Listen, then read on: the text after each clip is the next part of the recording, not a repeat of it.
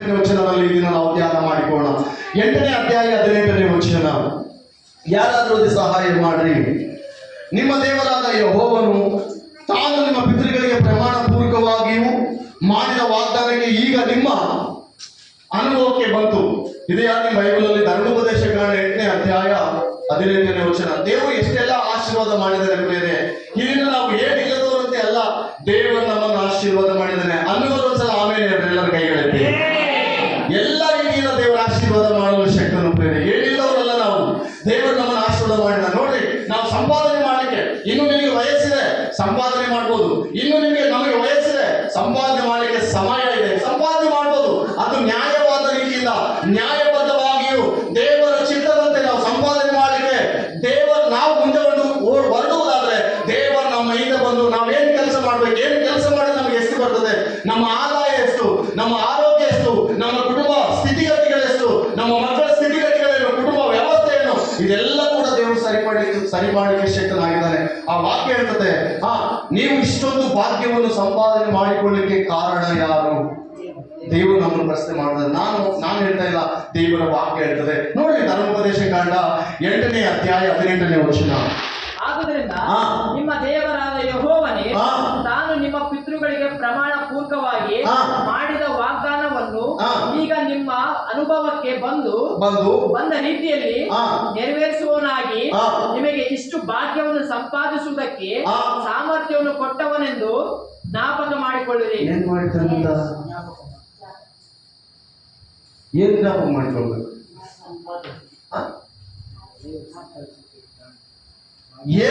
ಏನ್ ಜ್ಞಾಪಕ ಮಾಡಿಕೊಳ್ಬೇಕು? ಏನ್ ಜ್ಞಾಪಕ ಮಾಡಿಕೊಳ್ಬೇಕು ಪ್ರೇರೆ? ನಾನು ನಿಮ್ಮನ್ನು ಕೇಳ್ತಾ ಇದ್ದೀನಿ. ನೀವು ಇಷ್ಟೊಂದು ಭಾಗ್ಯವಂತರಾಗಿದ್ದೀರಲ್ಲ, ಇಷ್ಟೊಂದು ಸಂಪಾದನೆ ಮಾಡಿದಿರಲ್ಲ, ಈ ಸಂಪಾದನೆ ಮಾಡಿಕೊಳ್ಳಲಿಕ್ಕೆ ಶಕ್ತಿಯನ್ನು ಕೊಟ್ಟವರು ಯಾರು ಎಂಬುದಾಗಿ ಬೈಬಲ್ ನಮ್ಮನ್ನು ಪ್ರಶ್ನೆ ಮಾಡೋದು. ದೇವರ ವಾಕ್ಯ ನಮ್ಮನ್ನು ಪ್ರಶ್ನೆ ಮಾಡ್ತಾ ಇದೆ. ನೋಡಿ, ಆ ವಾಕ್ಯ ಸರಿಯಾಗಿ ಓದ್ರಿ, ಸರಿಯಾಗಿ ಅರ್ಥ ಮಾಡ್ಕೊಳ್ಬೇಕು. ದೇವರ ವಾಕ್ಯ ಸರಿಯಾಗಿ ಓದ್ಬೇಕು. ಸಹೋದರ ಕರೆಕ್ಟಾಗಿ ಓದಿದ್ರೆ ಅರ್ಥ, ನೀವು ಅರ್ಥ ಮಾಡೋದ್ರಲ್ಲಿ ತಪ್ಪಾಗಿ ಅರ್ಥ ಮಾಡ್ತಾ ಇದ್ದೀರಿ. ಓದು. ನಿಮ್ಮ ದೇವರಾದ ಯೆಹೋವನು ತಾನು ನಿಮ್ಮ ಪಿತೃಗಳಿಗೆ ಪ್ರಮಾಣ ಪೂರ್ವಕವಾಗಿ ಮಾಡಿದ ವಾಗ್ದಾನವನ್ನು ಈಗ ನಿಮ್ಮ ಅನುಭವಕ್ಕೆ ಬಂದ ರೀತಿಯಲ್ಲಿ ನೆರವೇರಿಸುವವನಾಗಿ ನಿಮಗೆ ಇಷ್ಟು ಭಾಗ್ಯವನ್ನು ಸಂಪಾದಿಸುವುದಕ್ಕೆ ಸಾಮರ್ಥ್ಯವನ್ನು ಕೊಟ್ಟವನೆಂದು. ನೀವು ಇಷ್ಟು ಭಾಗ್ಯವನ್ನು ಸಂಪಾದನೆ ಮಾಡುವುದಕ್ಕೆ ಸಾಮರ್ಥ್ಯ ಕೊಟ್ಟವನೆಂದು ನಾವು ಜ್ಞಾಪಕ ಮಾಡಿಕೊಳ್ಬೇಕಂತ. ಏನ್ ಮಾಡಿಕೊಳ್ಬೇಕಂತ ಹೇಳ್ರಿ? ಏನ್ ಸಂಪಾದನೆ ಮಾಡಿದೀವಿ ಅಂತ ನಾವು ಇಷ್ಟೊಂದು ಭಾಗ್ಯಶಾಲಿಗಳಾಗಿದ್ದೀವಿ ಪ್ರಿಯರೇ. ನನಗೆ ಅದು ಇಲ್ಲ ಇದು ಇಲ್ಲ ಅಂತ ಹೇಳೋದಲ್ಲ, ದೇವರ ವಾಕ್ಯ ಇರ್ತದೆ. ಇಷ್ಟೊಂದು ಭಾಗ್ಯ ನಮಗಿದೆ. ಎಷ್ಟು ಭಾಗ್ಯ ಇದೆ ಅಂದ್ರೆ, ಎಷ್ಟು ದೊಡ್ಡ ಭಾಗ್ಯ ಇದೆ ಅಂದ್ರೆ, ನಾವು ಸಂಪಾದನೆ ಮಾಡ್ತಾ ಇದೀವಿ. ಪ್ರತಿದಿನ ಕೂಡಿಸಿಕೊಳ್ತಾ ಇದೀವಿ. ಎಷ್ಟೋ ಒಂದಷ್ಟು ದೇವರ ಆಶೀರ್ವಾದದಿಂದ ಮಕ್ಕಳು ಚೆನ್ನಾಗಿದ್ದಾರೆ, ಹೆಂಡತಿ ಚೆನ್ನಾಗಿದ್ದಾರೆ, ಪೇರೆಂಟ್ಸ್ ಚೆನ್ನಾಗಿದ್ದಾರೆ, ಏನೆಲ್ಲ ನಾವು ಸಕಲ ಸಮೃದ್ಧಿಯಾದ ಆಹಾರವನ್ನು ತೆಗೆದುಕೊಳ್ತಾ ಇದೀವಿ. ಇದಕ್ಕೆಲ್ಲ, ಈ ಭಾಗ್ಯಕ್ಕೆಲ್ಲ ಕಾರಣ ಯಾರು? ಈ ಶಕ್ತಿ ಕೊಟ್ಟವರು ಯಾರು ಹೇಳ್ರಿ? ನಮಗಿಂತಲೂ ಈನ ಸ್ಥಿತಿಯಲ್ಲಿ ಫುಟ್ಪಾತ್ಗಳಲ್ಲಿ ಬದುಕ್ತಾ ಇದ್ದಾರೆ ಅನೇಕರು. ಪಾಪ ಆರೋಗ್ಯವಿಲ್ಲದೆ ಅನಾರೋಗ್ಯದಲ್ಲಿ ಬದುಕ್ತಾ ಇದ್ದಾರೆ. ಒಂದು ಗುಡಿಸಲು ಕೂಡ ಇಲ್ಲದೆ ಬದುಕ್ತಾ ಇದ್ದಾರೆ. ಒಂದೊಂದು ಊಟ ಕೂಡ ಇಲ್ಲದೆ ಬದುಕ್ತಾ ಇದ್ದಾರೆ. ಮೈ ಮೇಲೆ ವಸ್ತ್ರ ಇಲ್ಲದೆ ಬದುಕ್ತಾ ಇದ್ದಾರೆ. ಅಂತ ವ್ಯಕ್ತಿಗಳನ್ನು ನಾವು ನೋಡಿದಾಗ ಹೃದಯ ಕಲಿತಾ ಇದೆ. ದೇವರೇ, ನನ್ನನ್ನು ಇಷ್ಟು ಆಶೀರ್ವಾದ ಮಾಡಿದೀಯಾ? ಇಷ್ಟು ದೊಡ್ಡ ಆಶೀರ್ವಾದ ಮಾಡಿದೀಯ ನನಗೆ. ಕೆಲವರು ಬಾಯಿಗೆ ಕಟ್ಟಲಾರದೆ ಮನೆ ಬಾಡಿಗೆ ಕಟ್ಟಲಾರದೆ ಫುಟ್ಪಾತ್ಗಳಲ್ಲಿ ಜೀವನ ಮಾಡ್ತಾ ಇದ್ದಾರೆ. ದೇವರ ಮನೆ ಬಾಡಿಗೆ ಕಟ್ಟುವಂತೆ ಕೃಪೆ ಮಾಡಿದಾರಲ್ಲ, ದೇವರಿಗೆ ಕೋಟಿ ಸ್ತೋತ್ರ. ಮುಂದೊಂದು ದಿನ ದೇವರು ಸಕಲವನ್ನು ಕೊಡಲಿಕ್ಕೆ ಶಕ್ತನು, ಸಕಲವನ್ನು ಮಾಡಲಿಕ್ಕೆ ಶಕ್ತನು. ನೀನು ಈ ದಿನ ಈ ಸ್ಥಿತಿಯಲ್ಲಿದ್ರು, ಮುಂದೊಂದು ದಿನ ನೀನೇ ಅನೇಕರನ್ನು ಪೋಷಿಸುವ ರೀತಿಯಲ್ಲಿ ದೇವರು ನಿನ್ನನ್ನು ನಡೆಸಿಕೊಳ್ತಾನೆ. ನಿನಗೆ ಈ ದಿನ ಆರೋಗ್ಯ ಕೊರತೆ ಇರ್ಬೋದು, ನಿನಗೆ ಈ ದಿನ ಆರೋಗ್ಯವಿಲ್ಲದೆ ಇರ್ಬೋದು. ಈ ದಿನ ನೀನು ಹೇಳ್ಬೇಕು, ಇಷ್ಟು ಆರೋಗ್ಯ ಇದೆಯಲ್ಲ, ದೇವರಿಗೆ ಸ್ತೋತ್ರ, ಹಲ್ಲೆಲೂಯಾ. ಕೆಲವು ಮನೆಯಲ್ಲಿ ಸ್ವೀಟ್ ಮಾಡಿದ್ರೆ ತಿನ್ಲಿಕ್ಕೆ ಆಗ್ತಾ ಇಲ್ಲ, ಕೆಲವರಿಗೆ ಎದ್ದು ಓಡಾಡಕ್ಕೆ ಆಗ್ತಾ ಇಲ್ಲ. ವೀಲ್ ಚೇರ್ನಲ್ಲಿ ಕೆಲವರಿದ್ದಾರೆ, ಅವರು ಹೊರಗಿನ ಪ್ರಪಂಚ ಏನ್ ನೋಡ್ಲಿಕ್ಕೆ ಆಗ್ತಾ ಇಲ್ಲ, ಹೊರಗೆ ಹೋಗ್ಲಿಕ್ಕೆ ಆಗ್ತಾ ಇಲ್ಲ. ನಮಗಾದ್ರೆ ಇಷ್ಟು ಎಷ್ಟು ದೊಡ್ಡ ಭಾಗ್ಯ ಕೊಟ್ಟಿದ್ದಾರೆ ದೇವರು ಅಂದ್ರೆ ದೇವರಿಗೆ ಎಷ್ಟು ಸ್ತುತಿ ಸ್ತೋತ್ರ ಹೇಳ್ಬೇಕು ಪ್ರಿಯ ಆತ್ಮೀಯ ಸಹೋದರಿ. ಆತನ ನಾವು ಸಂಪಾದನೆ ಪ್ರಿಯ ಗಮನಿಸ್ರಿ, ನಾವು ಸಂಪಾದನೆ ಮಾಡಿಕೊಳ್ಳಲೇಬೇಕು. ವಾಕ್ಯ ಹೇಳ್ತದೆ, ನಾನು ಹೇಳ್ತಾ ಇಲ್ಲ, ವಾಕ್ಯ ಹೇಳ್ತದೆ ಸಂಪಾದನೆ ದೇವರ ಆಶೀರ್ವಾದ. Hallelujah, hallelujah. ಈ ದಿನ ನೀನ್ ಮನೆಗೆ ಏನ್ ಸಂಪಾದನೆ ಮಾಡ್ತಾ ಇದೆಯೋ, ಒಂದು ವೇಳೆ ಆಹಾರಕ್ಕಾಗಿ ಸಂಪಾದನೆ ಮಾಡ್ತಾ ಇದೆಯೋ, ಬಟ್ಟೆಗಾಗಿ ಸಂಪಾದನೆ ಮಾಡ್ತಾ ಇದೆಯೋ, ಇನ್ನು ಹೆಚ್ಚಾಗಿ ಬಂಗಾರ ಬೆಳ್ಳಿ ಕೊಡ್ತಾ ಇದೆಯೋ, ದೇವರಿಗೆ ಸ್ತೋತ್ರ. ವಾಕ್ಯ ಹೇಳ್ತದೆ, ಇಸ್ರಾಯೇಲರು ಐಗುಪ್ತ ದೇಶದಿಂದ ಬರುವಾಗ ಅವರು ಖಾಲಿ ಕೈ ಬರಲಿಲ್ಲ, ಸಮೃದ್ಧಿಯಾದ ಬೆಳ್ಳಿ ಬಂಗಾರದಿಂದ ಹೊರಗಡೆ ದೇವರು ಅವ್ರನ್ನ ಕಳಿಸ್ತಾರೆ ಎಂಬುದಾಗಿ. ಈ ದಿನ ಆ ರೀತಿ ನೀನು ಸಂಪಾದನೆಯಲ್ಲಿದೆಯಾ? ದೇವರಿಗೆ ಸ್ತೋತ್ರ ಹೇಳು. ಬಂಗಾರ ತೆಗೆದುಕೊಳ್ಳಿಕ್ಕೆ, ಇನ್ನು ಮುಂತಾದ ವಸ್ತುಗಳನ್ನು ತೆಗೆದುಕೊಳ್ಳಿಕ್ಕೆ, ಕುಟುಂಬ ಒಳ್ಳೆ ಸ್ಥಿತಿಯಲ್ಲಿ, ಮಕ್ಕಳು ಒಳ್ಳೆ ಪೊಸಿಷನ್ ಅಲ್ಲಿ, ಒಳ್ಳೆ ವಿದ್ಯಾಭ್ಯಾಸ ಮಾಡ್ತಾರೆ, ಒಳ್ಳೆ ಸ್ಕೂಲಲ್ಲಿ ಮಕ್ಕಳಿದ್ದಾರೆ ಅಂದ್ರೆ ದೇವರಿಗೆ ಸ್ತೋತ್ರ. ಈ ಸಾಮರ್ಥ್ಯ ಕೊಟ್ಟಿದ್ದು ದೇವರು, ಮನುಷ್ಯರಿಂದ, ಯಾರಿಂದ ಅಲ್ಲ ಪ್ರಿಯರೇ. Hallelujah, hallelujah. ಸಂಪಾದನೆ ಮಾಡಲಿಕ್ಕೆ ನಮ್ಗೆ ಏನ್ ಕೊಟ್ಟಿದ್ದಾನಂತ ದೇವರು? ಏನ್ ಕೊಟ್ಟಿದ್ದಾನಂತ ದೇವರು? ಇಷ್ಟು ಭಾಗ್ಯವನ್ನು ಸಂಪಾದನೆ ಮಾಡಿದ್ವಿ. ನಾವೆಲ್ಲರೂ ಭಾಗ್ಯವಂತರು ಪ್ರಿಯರೇ. ಈ ದಿನ ದೇವರ ವಾಕ್ಯ ಕೇಳ್ತಾ ಇದೀವಿ, ದೇವರ ಸನ್ನಿಧಿಯಲ್ಲಿ ಬಂದು ದೇವರನ್ನ ಆರಾಧನೆ ಮಾಡ್ತಾ ಇದೀವಿ. ಅಪ್ಪ ತಂದೆ ಸ್ತೋತ್ರ ಎಂಬುದಾಗಿ ಹೇಳ್ತಾ ಇದೀವಿ, ದೇವರೇ ಕರ್ತನೆ ಸ್ತೋತ್ರ, ನಿನಗೆ ಸ್ತೋತ್ರ ಎಂಬುದಾಗಿ ಹೇಳ್ತಾ ಇದೀವಿ. ನಾವು ಇಷ್ಟು ಭಾಗ್ಯವನ್ನು ಹೊಂದಿದ್ದು ದೇವರ ಶಕ್ತಿಯಿಂದಲೇ, ದೇವರ ಶಕ್ತಿಯಿಂದಲೇ, ನಮ್ಮ ಸಾಮರ್ಥ್ಯದಿಂದಲ್ಲ, ನಮ್ಮ ಬಲದಿಂದಲ್ಲ, ನಮ್ಮ ಜ್ಞಾನದಿಂದಲ್ಲ, ಯಾವುದರಿಂದಲೂ ನಮಗೇನು ಬಂದಿಲ್ಲ.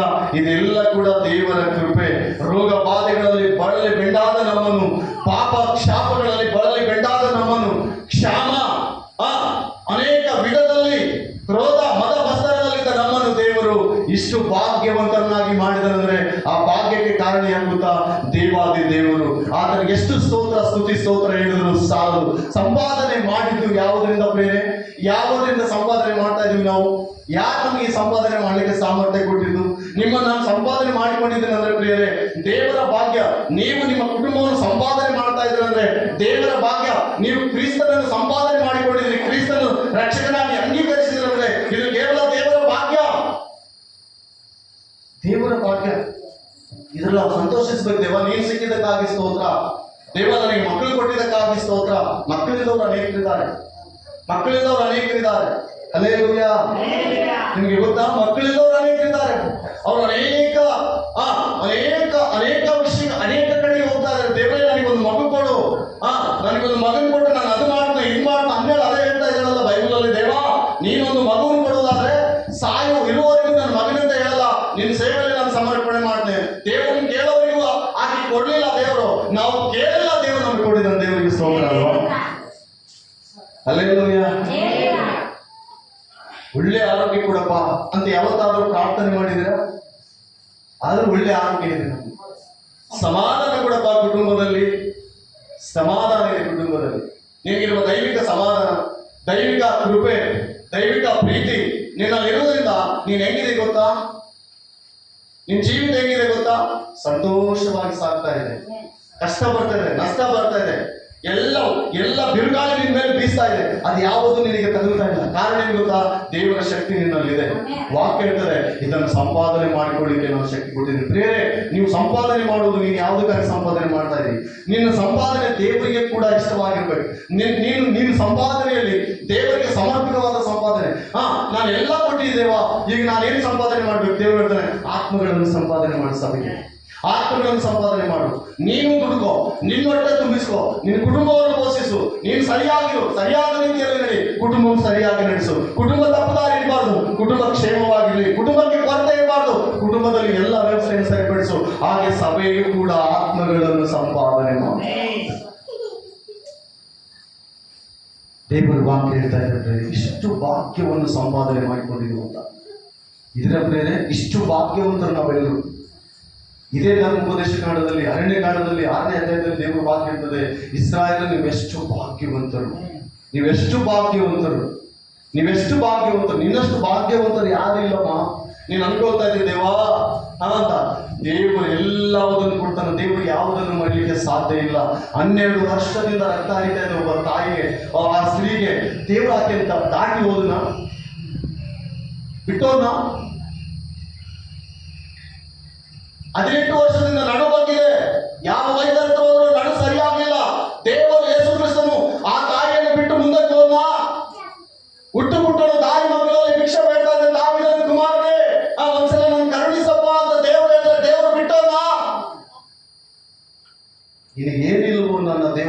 ಮಾಡೋದಕ್ಕೆ ಸಾಮರ್ಥ್ಯವನ್ನು ಕೊಡುವವರೆಗೆ ನೀನು ಸೋಲ್ಬೇಡ. ದೇವರ ಭಾಗ್ಯಕರವಾದ ಹಸ್ತ ನಿನ್ನ ಮೇಲೆ ದೇವರು ಸಾಪಿದ್ದಾರೆ. ಸೋಲ್ಕೊಳ್ಬಾರ್ದು ನಾವು. ಈ ದಿನ ಆಗ್ಲಿಲ್ಲ ಅಂದ್ರೆ ತೊಂದರೆ ಇಲ್ಲ, ಈ ದಿನ ಬರಲಿಲ್ಲ ಅಂದ್ರೆ ತೊಂದರೆ ಇಲ್ಲ, ಈ ದಿನ ನಡೆಸ್ಕೊಳ್ಳಿಲ್ಲ ಅಂದ್ರೆ ತೊಂದರೆ ಇಲ್ಲ. ನಾನು ನಂಬಿದ್ದು ನರಮನುಷ್ಯರಲ್ಲ, ಸಾಕ್ಷಾತ್ ದೇವಾದಿ ದೇವರು ನನಗೆ ಒಂದು ದಿವಸ ಸಮಸ್ತವನ್ನು ಕೊಟ್ಟು ನನ್ನನ್ನು ಆಶೀರ್ವಾದ ಮಾಡುವ ದೇವರು. ಈಗಿರುವ ನನ್ನ ಸ್ಥಿತಿ ಸ್ವಲ್ಪವಿದ್ದರು, ಮುಂದೆ ಒಂದು ದಿನ ಅದ್ಭುತವಾಗಿ ನನ್ನನ್ನು ಆಶೀರ್ವಾದ ಮಾಡಲು ಆತನು ಶಕ್ತನು. ಈ ದಿನ ನಾನು ಯಾವುದರಲ್ಲಿ ಕಡಿಮೆದೆಯೋ ಅದರಲ್ಲೇ ದೇವರನ್ನ ನನ್ನ ಮೇಲೆ ತರುವ ದೇವರು. ಅದ್ಮೇಲೆ ಸೋಲು ಬೇಡ, ನಿರಾಸೆ ಬೇಡ, ನಿಸ್ಪೃಹ ಬೇಡ. ದೇವರು ನಿನ್ನನ್ನು ಆಶೀರ್ವಾದ ಮಾಡೇ ಮಾಡ್ತಾನೆ. ಹಲ್ಲೆಲೂಯಾ. ಒಬ್ಬ ಅನ್ಯರು ಪ್ರಾರ್ಥನೆ ಮಾಡಿದಾಗ ದೇವರು ಮಗನನ್ನು ಕೊಟ್ಟು ಆಕೆಯನ್ನು ಸಂತೃಪ್ತಿ ಪಡಿಸಿದ ದೇವರು ನಮಗೆ ಕೊಡಲ್ವಾ?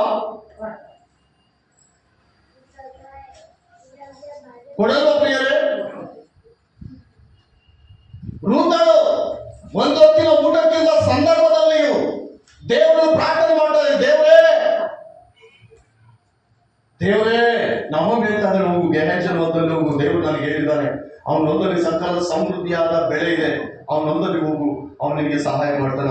ನಾವು ರೂತ್ ಹೋಗಿ ಗೆಹಜನ್ ಕೇಳ್ತಾ ಇದ್ದಾಳೆ. ಗೆಹಜ್ ಏನ್ ಹೇಳ್ತಾ ಇಲ್ಲ, ಆಕೆ ಅಕ್ಕಲಾಯ್ಕೊಳ್ಳಿಕ್ಕೆ ಯಾರು ತೊಂದರೆ ಮಾಡಬಾರ್ದು. ದೇವರು ಅಲ್ಲಿ ಇರುವ ಆಳುಗಳಿಗೆ ಹೇಳ್ತಾ ಇದ್ದಾನೆ. ಗೆಹಜಿ ಆ ವ್ಯಕ್ತಿ ಆ ಸ್ತ್ರೀ ಹೇಳ್ತಾ ಇದ್ದಾನೆ, ನೀನು ಆತ್ಮಕ್ಕೆ ಹೋಗು, ನಿನ್ನನ್ನು ಪೋಷಿಸಲಿಕ್ಕೆ ದೇವರೇ ನನಗೆ ಅನುಮತಿಸಿದ್ದಾನೆ. ನಿನ್ನ ಪೋಷಕನು, ನಮ್ಮೆಲ್ಲರ ಪೋಷಕನು ಯಾರು ಹೇಳ್ರಿ? ದೇವಾದಿ ದೇವರು. ಪ್ರಿಯರೇ, ಆತ್ಮೀಯ ಸಹೋದರಿ, ನನ್ನ ಸಹೋದರ, ಈ ಮುಂಜಾನೆ ಈ ವಾಕ್ಯ ಕೇಳ್ತಿರುವ ನಮ್ಮೆಲ್ಲರ ಜೀವಿತದಲ್ಲಿ ದೇವರು ಅದ್ಭುತ ಮಾಡಲಿಕ್ಕೆ ಶಕ್ತ. ನಿನ್ನ ಅದ್ಭುತ ಆಗಲ್ಲ ಅನ್ಕೊಳ್ಬೇಡ, ನೀನು ಪರಿಹಾರ ಆಗಲ್ಲ ಅನ್ಕೊಳ್ಬೇಡ. ಇವತ್ತಾಗಲೇ ಹೋದ್ರೆ ಇವತ್ತು ಈ ಸ್ಥಿತಿಯಲ್ಲಿ ಇದೆಯಾ? ದೇವರಿಗೆ ಸ್ತೋತ್ರ. ಹುಟ್ಟು ಕುರುಡರಿದ್ದಾನೆ, ಅವನು ಎರಡು ಕಣ್ಣು ಇದ್ದಿದ್ರೆ ಯೇಸು ಸ್ವಾಮಿ ಹತ್ರ ಬರ್ತಿದ್ದಿಲ್ಲ, ಯೇಸು ಸ್ವಾಮಿ ಕೂಗಲು ಕೂಡ ಬೇಕಾಗಿದ್ದಿಲ್ಲ, ಯೇಸು ಕ್ರಿಸ್ತನ ಬಗ್ಗೆ ಅವನಿಗೆ ಅರಿವೇ ಇರ್ತಿದ್ದಿಲ್ಲ. ಅವನು ಕಂಡು ಹೋದ್ರಿಂದ ದಾರಿ ಮಗಲಿಗೆ ಕೂಗ್ತಾನೆ, ದಾವೀದನ ಕುಮಾರನನ್ನು ಕರುಣಿಸು. ಹಲ್ಲೆಲೂಯಾ. ದಾವೀದನ ಕುಮಾರನನ್ನು ಕರುಣಿಸು. ಲಾಜರನು ಸತ್ತು ಹೋಗಿದ್ದಾನೆ. ಮರಿಯ ಮಾತಲ್ಲಿಬ್ರು ಹೇಳ್ತಾರಲ್ಲ, ಪ್ರಭು ನಾನು ಇದ್ದೊಬ್ಬ ತಮ್ಮನ ಸತ್ತು ಹೋಗಿದ್ದಾನೆ, ಏನ್ ಮಾಡ್ಬೇಕು ಗೊತ್ತಿಲ್ಲ, ನೀನೇನಾದ್ರೂ ಮಾಡಂತ ಹೇಳಿದ್ರೆ ದೇವರು ಆ ಯೇಸು ಕ್ರಿಸ್ತನು ಹೇಳ್ತಾ ಇದ್ದಾನೆ, ನಿಮ್ ತಮ್ಮನ ಸಮಾಧಿಯಲ್ಲಿದೆ, ನನಗೆ ತೋರಿಸ್ರಿ. ಸತ್ತಂತ ಲಾಜರನನ್ನು ಆತನು ಮತ್ತೆ ತಿರುಗಿ ಬದುಕಿಸಿದನು ಎಂಬುದಾಗಿ. ಪ್ರಿಯರೇ, ನನ್ನ ದೇವಾದಿ ದೇವರು ವಾಕ್ಯ ಕೇಳ್ತಿರುವ ನಿಮ್ಮ ಜೀವಿತದಲ್ಲಿ ಸತ್ತು ನಾರುವ ವಿಷಯಗಳು ಕೆಲವಿರ್ಬೋದು, ಅದನ್ನು ಮತ್ತೆ ಚಿಕಿತ್ಸಲಿಕ್ಕೆ ಸಾಮರ್ಥ್ಯ ನನ್ನ ದೇವಾದಿ ದೇವರು. ಸಾಮರ್ಥ್ಯ.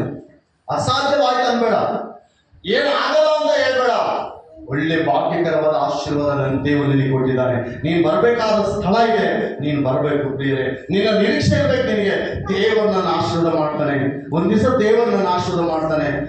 ಬಹುಜನ ಹೃದಯವನ್ನು ಬದಲಾಯಿಸಿದ ದೇವರು, ರೂತಳಿಗೆ ಸಹಾಯ ಮಾಡಿದ ಕರ್ತನು ನನಗೆ ಕೂಡ ಸಹಾಯ ಮಾಡ್ತಾನೆ. ಬಹುಜನು ಬಹಳ ಶ್ರೀಮಂತನು, ಆಸ್ತಿವುಳ್ಳಂತ ವ್ಯಕ್ತಿ. ಈಗ ರೂತಳಿಗೆ ಗಂಡನಿಲ್ಲ, ರೂತಳಿಗೆ ಆಶ್ರಯವಿಲ್ಲ, ಊರಲ್ಲಿ ಹೋದ್ರೆ ಮರ್ಯಾದೆ ಇಲ್ಲ. ಆದರೂ ದೇವರು ವಾಕ್ಯ ಹೇಳ್ತದೆ, ಅವರು ಸಂಪಾದನೆ ಮಾಡಲಿಕ್ಕೆ ದೇವರು ಸಾಮರ್ಥ್ಯ ಕೊಟ್ಟ. ಅಲ್ಲಿ ಭೋಜನ ಒಂದಲ್ಲಿ ಒಂದಲ್ಲಿ ಆಕೆ ಹೋಗಿ ಕೇಳ್ತಾ ಇದ್ದಾಳೆ, ನಾನು ಈ ಒಂದಲ್ಲಿ ಅಕ್ಕಲು ಆಯ್ಕೋಬೋದಾ? ಅಕ್ಕಲು ಮಾತ್ರವಲ್ಲದೆ ನಿನಗೆ ಬೇಕಾದ ಜೇವೆ ಗೋಧಿ ಎಷ್ಟು ಬೇಕು, ನೀನು ಆರಕ್ಕೆ ಬೇಕಾದ, ನಿಮಗೆ ಬೇಕಾದಂತ ಸಮಸ್ತವನ್ನು ತೆಗೆದುಕೊಂಡು ಹೋಗಿ ಎಂಬುದಾಗಿ ದೇವರು ಬಹುಜನ ಹೃದಯವನ್ನು ಬದಲಾಯಿಸಿದಂತೆ ನಮ್ಮ ಜೀವಿತದಲ್ಲಿ ಕೆಲವು ಕಠಿಣವಾದ ಮನುಷ್ಯರಿರ್ತಾರೆ. ಆ ಮನುಷ್ಯರಿಂದ ನಮ್ಗೆ ಏನೋ ಕೆಲಸ ಆಗ್ಬೇಕು. ದೇವರು ಹೇಳ್ತಾ ಇದ್ದಾನೆ, ಈ ದಿನ ಅಂತ ಮನುಷ್ಯರಿಂದಲೇ ನಿನ್ನ ಕೆಲಸವನ್ನು ಪೂರ್ತಿಗೊಳಿಸಲಿಕ್ಕೆ ನನ್ನ ಸಾಮರ್ಥ್ಯ. ಆಗಲ್ಲ ಅಂತ ಹೇಳ್ಬಾರ್ದು, ಆಗಲ್ಲ ಅಂತ ಹೇಳ್ಬಾರ್ದು. ಇವತ್ತು ನೀನು ಈ ಸ್ಥಿತಿಯಲ್ಲಿರ್ಬೋದು, ಇವತ್ತು ಸ್ವಲ್ಪ ಅವ್ರು ಚೆನ್ನಾಗಿದ್ದಾರೆ, ಅವ್ರಿಗೆ ಸ್ವಲ್ಪ ದೊಡ್ಡದೇರಿ, ಅದನ್ನ ಏನೋ ನೀನು ಚಿಂತೆ ಮಾಡಬೇಡ. ದೇವರು ನಿನ್ನನ್ನು ಆಶೀರ್ವಾದ ಮಾಡುವ ದಿನ ಒಂದಿದೆ. ಆ ದಿನದಲ್ಲಿ ನಿನ್ನ ಆಶೀರ್ವಾದ ಯಾರು ತಡಲಿಕ್ಕೆ ಸಾಧ್ಯವಿಲ್ಲ. ಎಷ್ಟು ಜನ ಶತ್ರುಗಳು ವಿರುದ್ಧವಾಗಿ ನಿಂತು ನಿನ್ನ ಆಶೀರ್ವಾದವನ್ನು ತಡಿಬೇಕೆಂಬುದಾಗಿ ನೋಡಿದ್ರು, ನನ್ನ ದೇವರು ಹೇಳ್ತಾನೆ, ನಿನಗೆ ಬರಬೇಕಾದ ಆಶೀರ್ವಾದ ಯಾರ ಕೈಯಿಂದ ತಪ್ಪಿಸ್ಲಿಕ್ಕೆ ಆಗಲ್ಲ. ಹಲ್ಲೆಲೂಯಾ. ಆತ್ಮೀಯ ಸಹೋದರಿ ನಿರೀಕ್ಷೆ ಬೇಕು. ನಮಗೆ ಏನ್ ಬೇಕಿದ್ರೆ ನಮಗೆ ನಿರೀಕ್ಷೆ ಬೇಕು. ನಿರೀಕ್ಷೆ ಬಹಳ ದೊಡ್ಡ ಸತ್ತು ಬೈಬಲ್ ಅಲ್ಲಿ. ನಿರೀಕ್ಷೆ ನಮ್ಗೆ ಇರುವುದಾದ್ರೆ ನನ್ನ ದೇವರು ಆಶೀರ್ವಾದ ಮಾಡ್ತಾನೆ, ನನ್ನ ಮಕ್ಕಳ ಆಶೀರ್ವಾದ ಮಾಡ್ತಾನೆ, ನನಗೆ ದೇವರು ಆರೋಗ್ಯ ಕೊಡ್ತಾನೆ, ನನಗೆ ದೇವರು ಸಮೃದ್ಧಿ ಕೊಡ್ತಾನೆ, ನನಗೆ ಸಕಲ ವಿಧವಾದ ಆಶೀರ್ವಾದಗಳಿಂದ ತುಂಬಿ ನನ್ನನ್ನು ಮೇಲೆಗಳಿಂದ ತುಂಬಿ ನನ್ನನ್ನು ಘನನಾಗಿ ನನ್ನನ್ನು ಮಾಡ್ತಾನೆ. ಎಲ್ಲಿ ನನಗೆ ಜನರು ಸ್ವಲ್ಪವಾಗಿ ನೋಡಿದಾರೋ, ಜನರು ಕಡಿಮೆಯಾಗಿ ನನ್ನ ನೋಡಿದಾರೋ, ಅಲ್ಲೇ ನನ್ನ ತಲೆ ಎತ್ತುವಂತೆ ಮಾಡಿ ಆ ಜನರ ಸ್ಥಿತಿವಂತನಾಗಿ ಸ್ಥಿತಿವಂತಳಾಗಿ ಮಾರ್ಪಡಿಸಲು ಆತನು ಶಕ್ತನೆಂಬುದಾಗಿ ನಂಬಬೇಕು. ಹಲ್ಲೆಲೂಯಾ. ಜಕರಿಯ ಬರೆದ ಗ್ರಂಥ, ಜಕರಿಯ ಪುಸ್ತಕ, ಜಕರಿಯ 10ನೇ ಅಧ್ಯಾಯ, ಜಕರಿಯ 9 ವಾಕ್ಯ 12. ಜಕರಿಯ 9 ವಾಕ್ಯ 12 ಓದ್ರಿ ಯಾರಾದ್ರು. ಜಕರಿಯ 9:12. ಸುನಿರೀಕ್ಷೆಯುಳ್ಳ ಜನರೇ, ನಿಮ್ಮ ದುರ್ಗಕ್ಕೆ ಹಿಂದಿರುಗಿರಿ. ಸುನಿರೀಕ್ಷೆ ಉಂಟಾದ ಸೆರೆಯವರೇ, ಸೆರೆ ಯಾರವರು? ಸೆರೆಯಲ್ಲಿದ್ದಾರೆ, ಸೆರೆಮನೆಗಳಲ್ಲಿದ್ದಾರೆ. ಕೆಲವರು ಸೆರೆಮನೆಗಳಲ್ಲಿದ್ದಾರೆ. ಅವರಿಗೆ ಬಂದು ದೇವರು ಬಿಡಿಸಲಿಕ್ಕೆ ಸಾಮರ್ಥ್ಯ. ಸೆರೆಮನೆಗಳಲ್ಲಿ, ಕೆಲವರು ಜೈಲುಗಳಲ್ಲಿ ನ್ಯಾಯ ನಿಮಿತ್ತವಾಗಿ ಸೆರೆಯಲ್ಲಿದ್ದೀರಾ, ಸೈತಾನನ್ನು ಬಂಧಿಸಲ್ಪಟ್ಟಿದ್ದಾರ. ಆದ್ರೆ ಈ ಸೆರೆಯಲ್ಲಿರುವ ಜನರು ಏನಿರ್ತದೆ ಗೊತ್ತಾ? ಅವರು ನಂಬಿಕೆ ಕಳ್ಕೊಳ್ಳಿಲ್ಲ, ಅವರು ವಿಶ್ವಾಸ ಕಳ್ಕೊಳ್ಳಿಲ್ಲ, ಅವರು ನಂಬಿಕೆ ಕಡಿಮೆ ಆಗಲಿಲ್ಲ. ದೇವರ ಮೇಲೆ ಯಾವತ್ತೂ ಅವ್ರಿಗಿರುವ ನಂಬಿಕೆಯನ್ನು ಕಡಿಮೆ ಮಾಡಿಕೊಳ್ಳಿಲ್ಲ, ಅವರಿಗಿರುವ ನಿರೀಕ್ಷೆ ಕಡಿಮೆ ಆಗಲಿಲ್ಲ. ಅವರು ಹೇಳುವ ಮಾತೇನು ಗೊತ್ತಾ? ನಿರೀಕ್ಷೆಯುಳ್ಳ ಜನರೇ, ನಿಮ್ಮ ದುರ್ಗಕ್ಕೆ ಹಿಂದಿರುಗಿರಿ, ಯೆಹೋವನು ನಿಮಗೆ 2ರಷ್ಟು ಸುಖವನ್ನು ಕೊಡುವನೆಂಬುದಾಗಿ. ಡಬಲ್ ಬ್ಲೆಸ್ಸಿಂಗ್, ಒಂದು ಬ್ಲೆಸ್ಸಿಂಗ್, ಒಂದು ಆಶೀರ್ವಾದ ನಿನ್ನಿಂದ ಹೋಗ್ತಾ ಇದೆಯಾ? ದೇವರಿಗೆ ಸ್ತೋತ್ರ ಹೇಳು. ದೇವರ ಚಿತ್ತದಿಂದ ಏನಾದ್ರೂ ಹೋಗ್ಲಿ, ದೇವರಿಗೆ ಸ್ತೋತ್ರ. ದೇವರ ಚಿತ್ತದಿಂದ ಒಂದು ವೇಳೆ ನಮಗೆ ಈ ದಿನ ಆರೋಗ್ಯವಿಲ್ವಾ, ತಡೆ ಆಗ್ತಾ ಇದೆಯಾ, ಡಬಲ್ ಆಶೀರ್ವಾದ ಬರ್ತದೆ. Double blessing. ಓದ್ರಿ ಆ ವಾಕ್ಯ ಓದ್ರಿ. ಸುನಿರೀಕ್ಷೆ ಉಂಟಾದ ಸೆರೆಯವರೇ, ನಿಮ್ಮ ದುರ್ಗಕ್ಕೆ ಹಿಂದಿರುಗಿರಿ, ನಿಮಗೆ 2ರಷ್ಟು ಸುಖವನ್ನು ದಯಪಾಲಿಸುವೆನು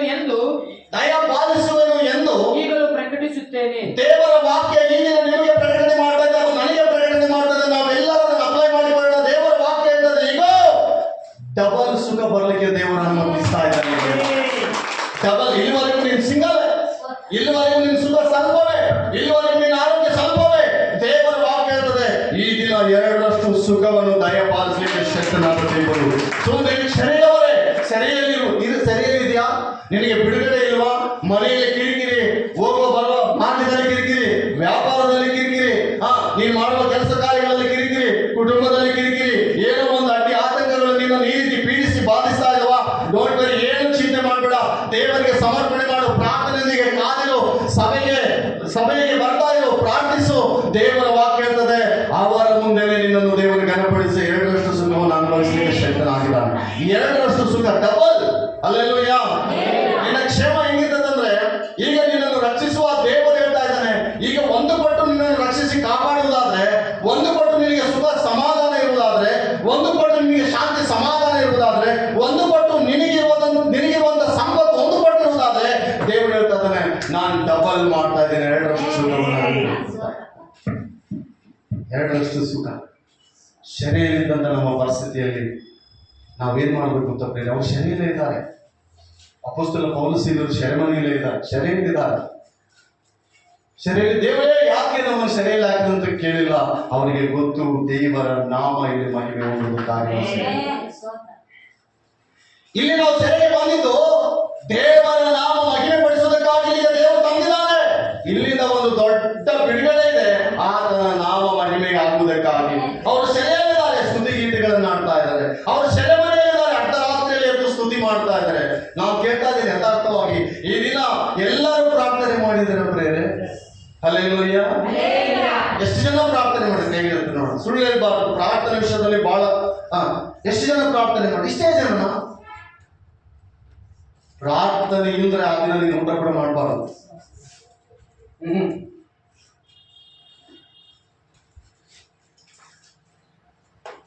ಪ್ರಾರ್ಥನೆ ಬಹಳ ಇಂಪಾರ್ಟೆಂಟ್. 3:30 ಈ ದಿನ ಲೇಟ್ ಆಗಿದೆ, 3:30 ಇರ್ತೀನಿ. 3:30 ಲೆಕ್ಕ ಹಾಕ್ತೀನಿ ನೋಡು.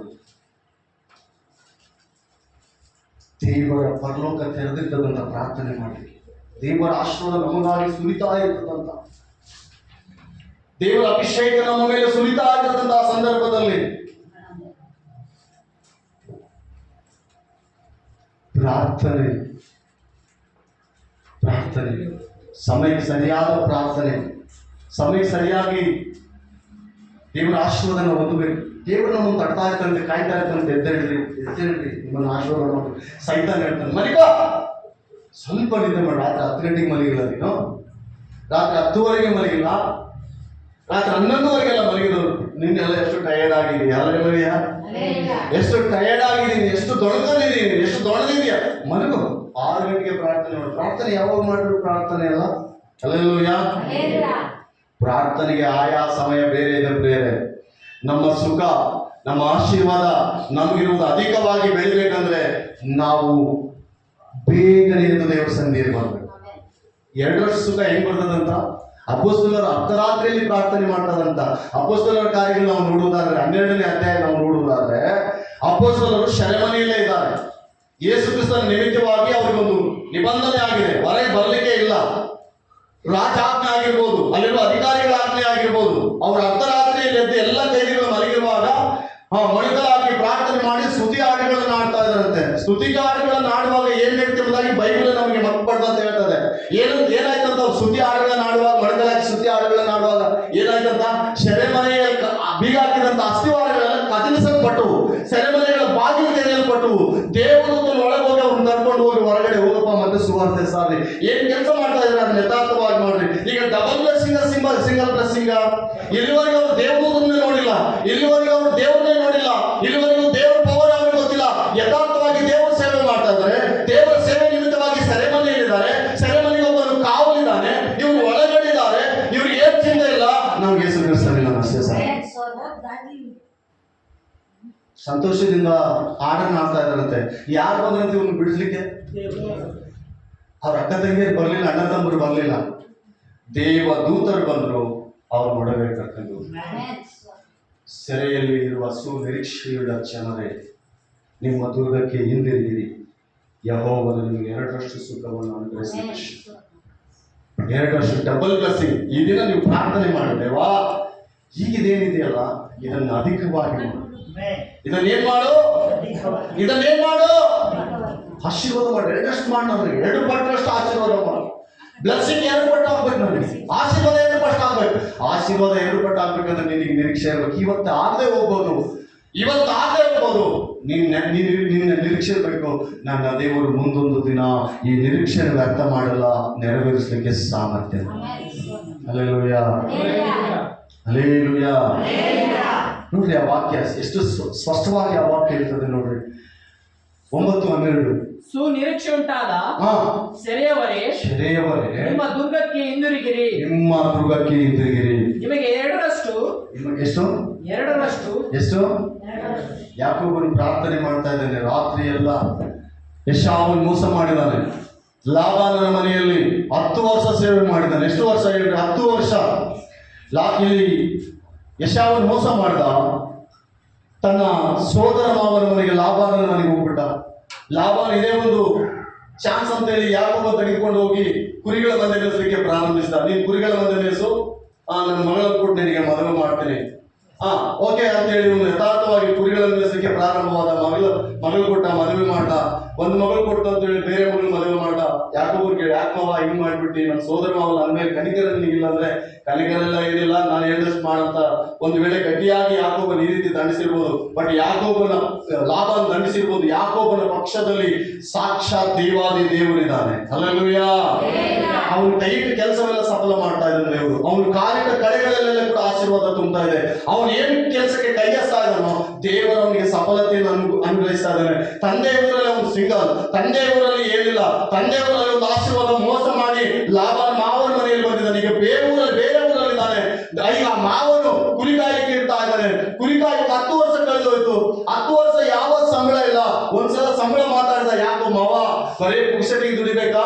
ಆಗ ನಾನು ಬ್ಯಾಚಲರ್ ಇದ್ದೆ, ಎಲ್ಲೋ ನೀನೊಂದು ಹೊತ್ತು ಆಗಕ್ಕೆ ಊಟಕ್ಕಾಗಿ ನಾನು ಸೇವೆ ಮಾಡಿದೆ. ಈಗ ನನಗೆ ನಿನ್ ಮಗಳು ಕೊಟ್ಟಿದ್ಯಾ, 2 ಗಂಡು ಮಕ್ಕಳಾಗಿದ್ದಾರೆ. ಈಗ ನಾನು ಏನ್ ಮಾಡ್ಬೇಕು ಮಾವ? ನಾನು ಏನಾದ್ರೂ ಸಂಬಳ ಕೊಡೋದು? ಲಾಭನ ಹೇಳ್ದ, ಆಯ್ತು ನಿನ್ ಸಂಬಳ ಕೊಟ್ಟು ನಿನಗೆ ಪರವಾಗಿಲ್ಲ, ನೀನ್ ದುಡಿ ಅಂತ ಹೇಳ್ದ. ಸಂಬಳ ಕೊಡೋ ಟೈಮಿಗೆ ಸಂಬಳ ಅಪಾರಿಸಿಬಿಡೋದು. ಬೈಬಲ್ ಹಿಂಗೆ ಇದೆ, ಸೇಮ್ ನಾನು ಏನ್ ಹೇಳ್ತಾ ಇದ್ದೀನಿ ಬಿಟ್ಟು ಇದೆ. ಯಾಕೋಬನ ಆದಿಕಾಂಡ ಪುಸ್ತಕದಲ್ಲಿ ಯಾಕೋಬನ ಚರಿತ್ರೆ ಓದ್ರಿ. ಸೇಮ್ ನಾನು ಏನೇ ಎಕ್ಸ್ಪ್ಲೈನ್ ಮಾಡ್ತಾ ಇದ್ದೀನೋ ಸೇಮ್ ಅದು ಅಪ್ಲೈ ಆಗ್ತಾ ಇದೆ ನಮ್ಮೆಲ್ಲರಿಗೂ. ಪ್ರೇರೆ ಈ ದಿನ ನಾವು ಅನೇಕ ಸಲ ನಾವು ದೊಡ್ಡದಿರ್ಬೋದು, ಮೋಸ ಹೋಗಿರ್ಬೋದು. ನನ್ನ ದೇವರು ನಮ್ಮನ್ನು ಕೈ ಬಿಡುವ ದೇವರಲ್ಲ. ಲಾಭನ ಹೇಳ್ತಾ ಇದ್ದಾನೆ, ಯಾವಾಗ ಸಂಬಳ ಸ್ಥಿತಿಗೆ ಬಂದಾಗ ಸಂಬಳ ಅಪಾರಿಸೋದೇನೆ 10,000 ಮಾತಾಡಿದ್ದಲ್ಲ ಅಂದ್ರೆ 10,000 ಎಲ್ಲಿ ಮಾತಾಡಿದೆ, ನೀನು ಊಟ ಮಾಡಿಲ್ಲ 3 ಹೊತ್ತು ನಮ್ಮ ಮನೆಗ, ಹಂಗಂದ್ರೆ ಆ ಊಟದ ನಾನು ಎಲ್ಲ ಮರೆಯಕ್ನಪ್ಪ. ಈಗ ಎಷ್ಟು ಬರ್ತದೆ, ಒಂದು 5,000 ಬರ್ಬೋದು ನಿನಗೆ, 5,000 ಲೆಸ್ 5,000.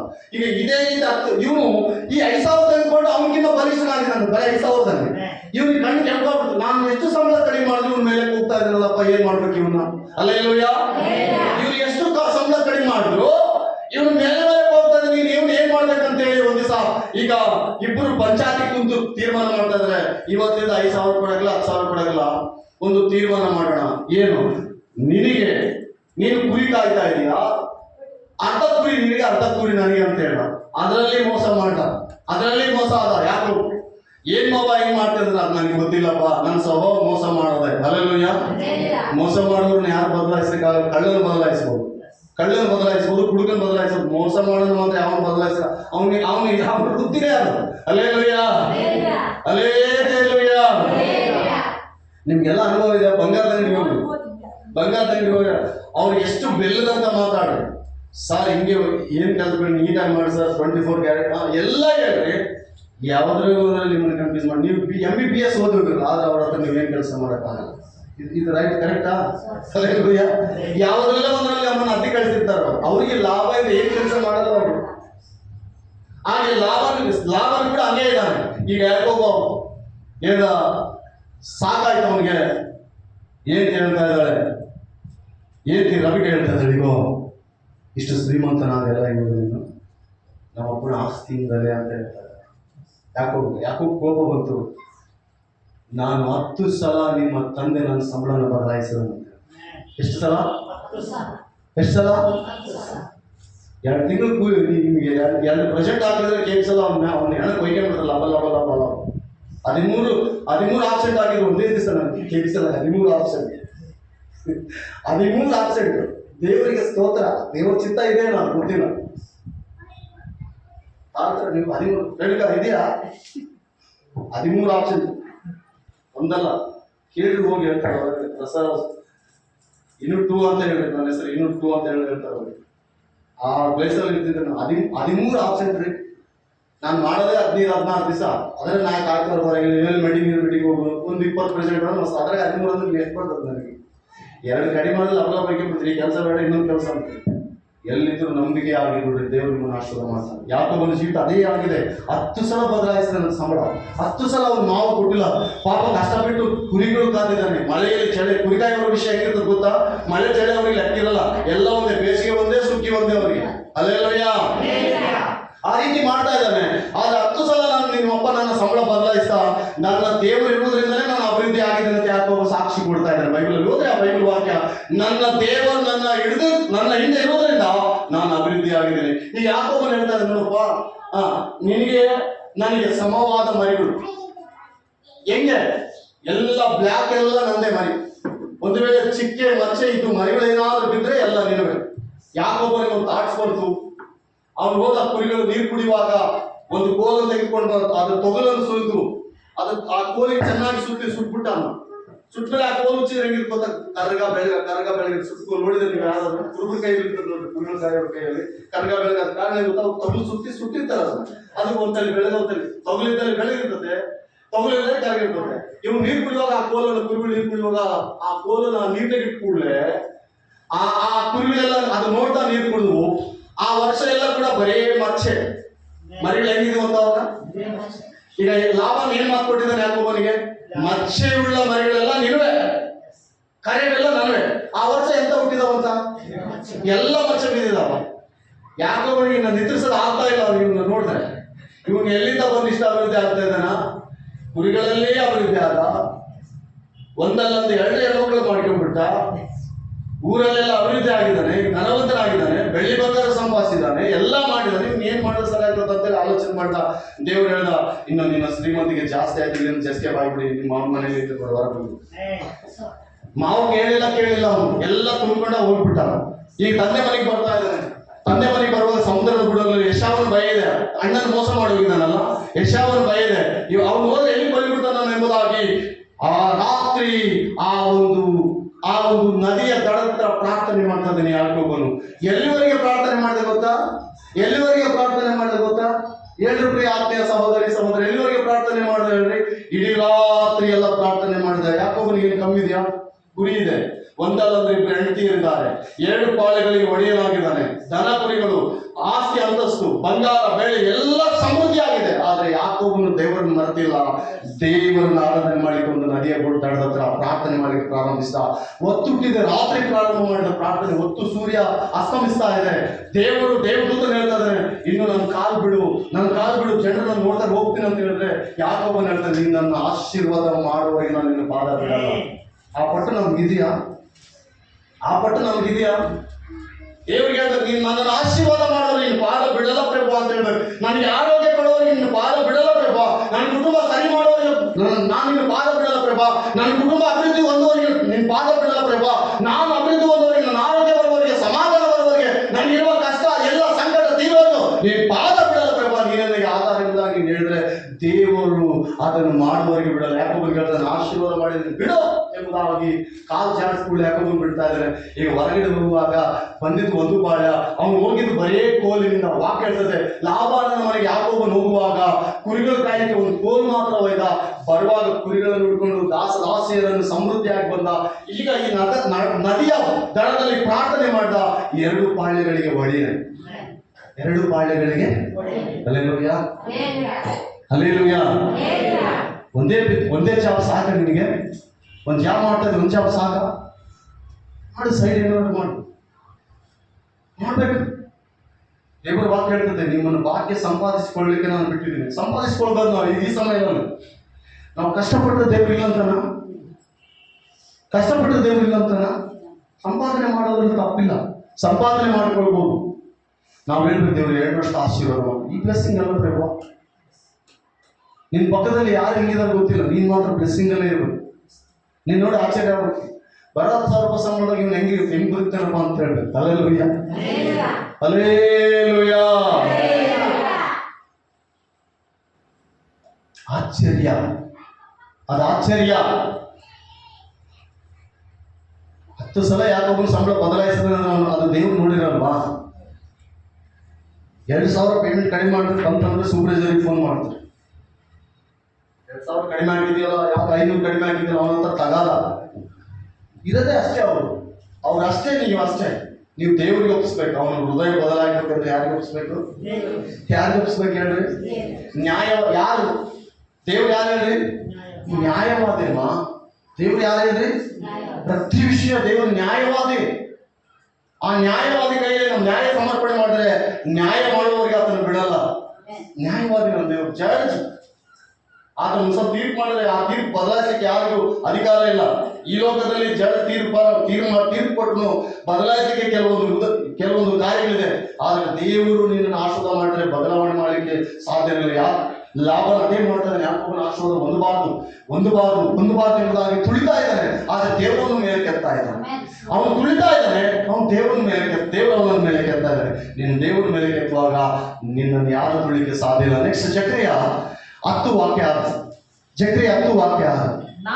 ನಾನು ಯೆಹೂದ ವಂಶವನ್ನು ಬಲಗೊಳಿಸಿ ಏನ್ ಮಾಡ್ತಾನಂತ?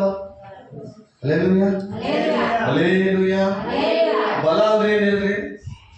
ಬಲ ಅಂದ್ರೆ ಏನ್ ಹೇಳ್ರಿ ಪ್ರಿಯ ಆತ್ಮೀಯರೇ? ಬಲ ಅಂದ್ರೆ ವ್ಯಾಯಾಮ ಮಾಡಿದ್ರೆ ಬಲ ಬರ್ತದ? ಹಲ್ಲೆಲೂಯಾ. ಬಲ ಅದೇನಾ? ಹೌದಲ್ಲ ಪ್ರಿಯರೇ? ನಾವು ದುಡಿಯೋದೆಲ್ಲ ಕೆಲವರು ದುಡಿಯೋದೆಲ್ಲ ಅವ್ರ ಶರೀರಕ್ಕೆ. ಈಗ ಕೆಲವರು, ಇಲ್ಲ ಅಂತ ಹೇಳ್ತಾರೆ, ಕೆಲವರು ಮಾತ್ರ ಅವ್ರ ಶರೀರಕ್ಕೆ ಅಷ್ಟೇ ದುಡಿತಾರೆ. ಕೆಂಡಾಪಟ್ಟಿ ತಿಂತಾರ, ಸಂಪಾದನೆ ಮಾಡ್ತಾರ. ಅವ್ರು ಹೊಟ್ಟೆ ಬರ್ತದ, ಅದನ್ನ ಕರೆಕ್ಷನ್ ಮತ್ತೆ 1,000 ಗಂಟೆ ಅವರು ಮುಟ್ಟೆ ಖರ್ಚು ಮಾಡ್ತಾರೆ. ವಾಕ್ಯ ಓದಪ್ಪ. ನಾನು ಯೆಹೂದ ವಂಶವನ್ನು ಬಲಗೊಳಿಸಿ ಯೋಸೇಫನ ವಂಶವನ್ನು ಉದ್ಧರಿಸುವೆನು. ಏನ್ ಮಾಡ್ತಾನಂತ ದೇವರು ಏನ್ ಮಾಡ್ತಾನಂತ ಹೇಳ್ರಿ? ಎಲ್ಲಾರು ಹೇಳ್ರಿ, ಎಲ್ಲಾರು ಸೆಕೆಂಡ್ ಕೊಟ್ಟು ಹೇಳ್ರಿ. ಹೆಂಗೆ ಹೇಳ್ತಾರೆ? ದೇವರು ನಿನ್ನನ್ನು ಉದ್ಧಾರ ಮಾಡ್ತಾನಂತ ಹೇಳಿ. ನೀನೇನ್ ಹೇಳಿದೆಯೋ ಅದು ನಿನಗೆ ಅಪ್ಲೈ ಆಗ್ತದೆ, ನನಗೆ ಕೂಡ ಅಪ್ಲೈ ಆಗ್ತದೆ. ಹಲ್ಲೆಲೂಯಾ. ನಮ್ಮನ್ನ ಏನ್ ಮಾಡ್ತಾನಂತ ದೇವರು?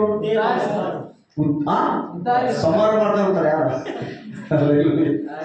ಉದ್ಧಾರ ಮಾಡಲಿಕ್ಕೆ ಶಕ್ತನು. ಅಲ್ಲೇಲೂಯ. ದೇವರು ಏನ್ ಮಾಡಲಿಕ್ಕೆ ಶಕ್ತನು ಹೇಳ್ರಿ? ಓದ್ ಸ್ವಲ್ಪ ಓದಪ್ಪ. ನನ್ನ ಕನಿಕರವು ಅವರ ಮೇಲೆ ಇರುವುದರಿಂದ. ದೇವರ ಕನಿಕರ ನಿನ್ ಕುಟುಂಬದ ಮೇಲೆ ಇದೆ. ಭಯ ಯಾಕೆ? ಭಯ ಯಾಕೆ? ಭಯನ ಕೆಲವರಿಗೆ ಭಯ. ಅಯ್ಯೋ ಏನು ಭಯಪಡಬೇಡಮ್ಮ, ಏನು ಭಯಪಡಬೇಡಪ್ಪ. ದೇವರು ನಿನ್ನ ಕುಟುಂಬದ ಮೇಲೆ ಆತನ ಕನಿಕರ ಇದೆ. ಮನುಷ್ಯರ ಕನಿಕರ ಅಲ್ಲ. ಮನುಷ್ಯರು ಇವತ್ತು ಸ್ವಲ್ಪ ಕನಿಕರ ತೋರಿಸಿ ಆಮೇಲೆ ಇವನು ಬೈತಾ ಇರ್ತಾರೆ ಯಾವಾಗಲೂ. ಅದೇ ಬೈತಾನೇ ಇರ್ತಾರೆ. ಅವ್ರು ಬೈಯೋದೇ ಮನುಷ್ಯರ ಗುಣ. ಅದೇ ಮನುಷ್ಯರ ಗುಣ. ಅದೇ ಮನುಷ್ಯರು ಉಳ್ಳದಂತವ್ರು. ದೇವರ ಕನಿಕರ ನಮ್ಮ ಕುಟುಂಬದ ಮೇಲೆ ಇದ್ರೆ 1000 ಜನ ಮನಸ್ಸು ಏನು ತೊಂದರೆ. ದೇವರ ಕನಿಕರ ಅವರ ಕುಟುಂಬದ ಮೇಲೆ. ಓಕೆ. ನನ್ನ ಕನಿಕರವು ಅವರ ಮೇಲೆ ಇರುವುದರಿಂದ ಅವರನ್ನು ಹಿಂದಕ್ಕೆ ಬರಮಾಡುವೆನು. ಏನ್ ಮಾಡೋದ್ರಿಂದ ದೇವರು ಹಿಂದಕ್ಕೆ ಬರಮಾಡುವೆನು. ಆಗ ನಾನು ಅವರನ್ನು ತಳ್ಳಿಬಿಟ್ಟದ್ದು ಇಲ್ಲದಂತಾಗುವುದು. ನಾನು ಅವರ ದೇವರಾದ ಯೆಹೋವನಾಗಿದ್ದೇನಲ್ಲ. ಅವರ ಮೊರೆಯನ್ನು ಲಾಲಿಸುವೆನು, ಅವರ ಪ್ರಾರ್ಥನೆಯನ್ನು ಲಾಲಿಸುವೆನು. ಎಫ್ರಾಯಿಮರು ಶೂರನಂತಿರುವರು. ದ್ರಾಕ್ಷರಸ ಕುಡಿದಂತೆ ಅವರ ಮನಸ್ಸು ಉತ್ಸಾಹಪಡುವುದು. ಏನ್ ಮಾಡುವುದು ನಮ್ಮ ಮನಸ್ಸು? ಕೆಲವರಿಗೆ ಕುಡಿದ್ರೆ ಮಾತ್ರ ಬಹಳ ಚೆನ್ನಾಗಿ ಮಾತಾಡ್ತಾರೆ ಗಂಡ ಹೇಳ್ತಿದ್ದಾಗ. ಮಲ್ಲಮ್ಮ ಶಿವರಾಜ ಕುಡಿದ್ರೆ ಮಲ್ಲಮ್ಮ ಗೊತ್ತು. ನಾನು ಏನು ಕಡಿಮೆ ಮಾಡೀನಿ ಹಂಗೆ ಅಂತಾರಲ್ಲಮ್ಮ. ಏನ್ ಕಡಿಮೆ ಮಾಡೀನಿ ಮಲ್ಲ ನಿನಗೆ? ನಾನೆಲ್ಲ ತಂದಾಕಿಲ್ಲ ಅಂತ ನಾವು ಮಲ್ಲಮ್ಮನ ಸಂಗಡ ಮಲ್ಲಮ್ಮಗೆ ಪಾಪ ಇವನು ಯಾವ ಬಂದಾದನಪ್ಪ. ಈ ಸನ್ಯಾಸಿ ನಾನು ಇಲ್ಲಿಂದ ಮಾಡ್ಕೊಂಬಂದು ಏನು ಕಲ್ತಿರೋ ಇಲ್ಲಿ ಗಂಟು ಬಿದ್ದಿದ್ದು ನಾವು. ಅಲ್ಲೇಲೂಯ.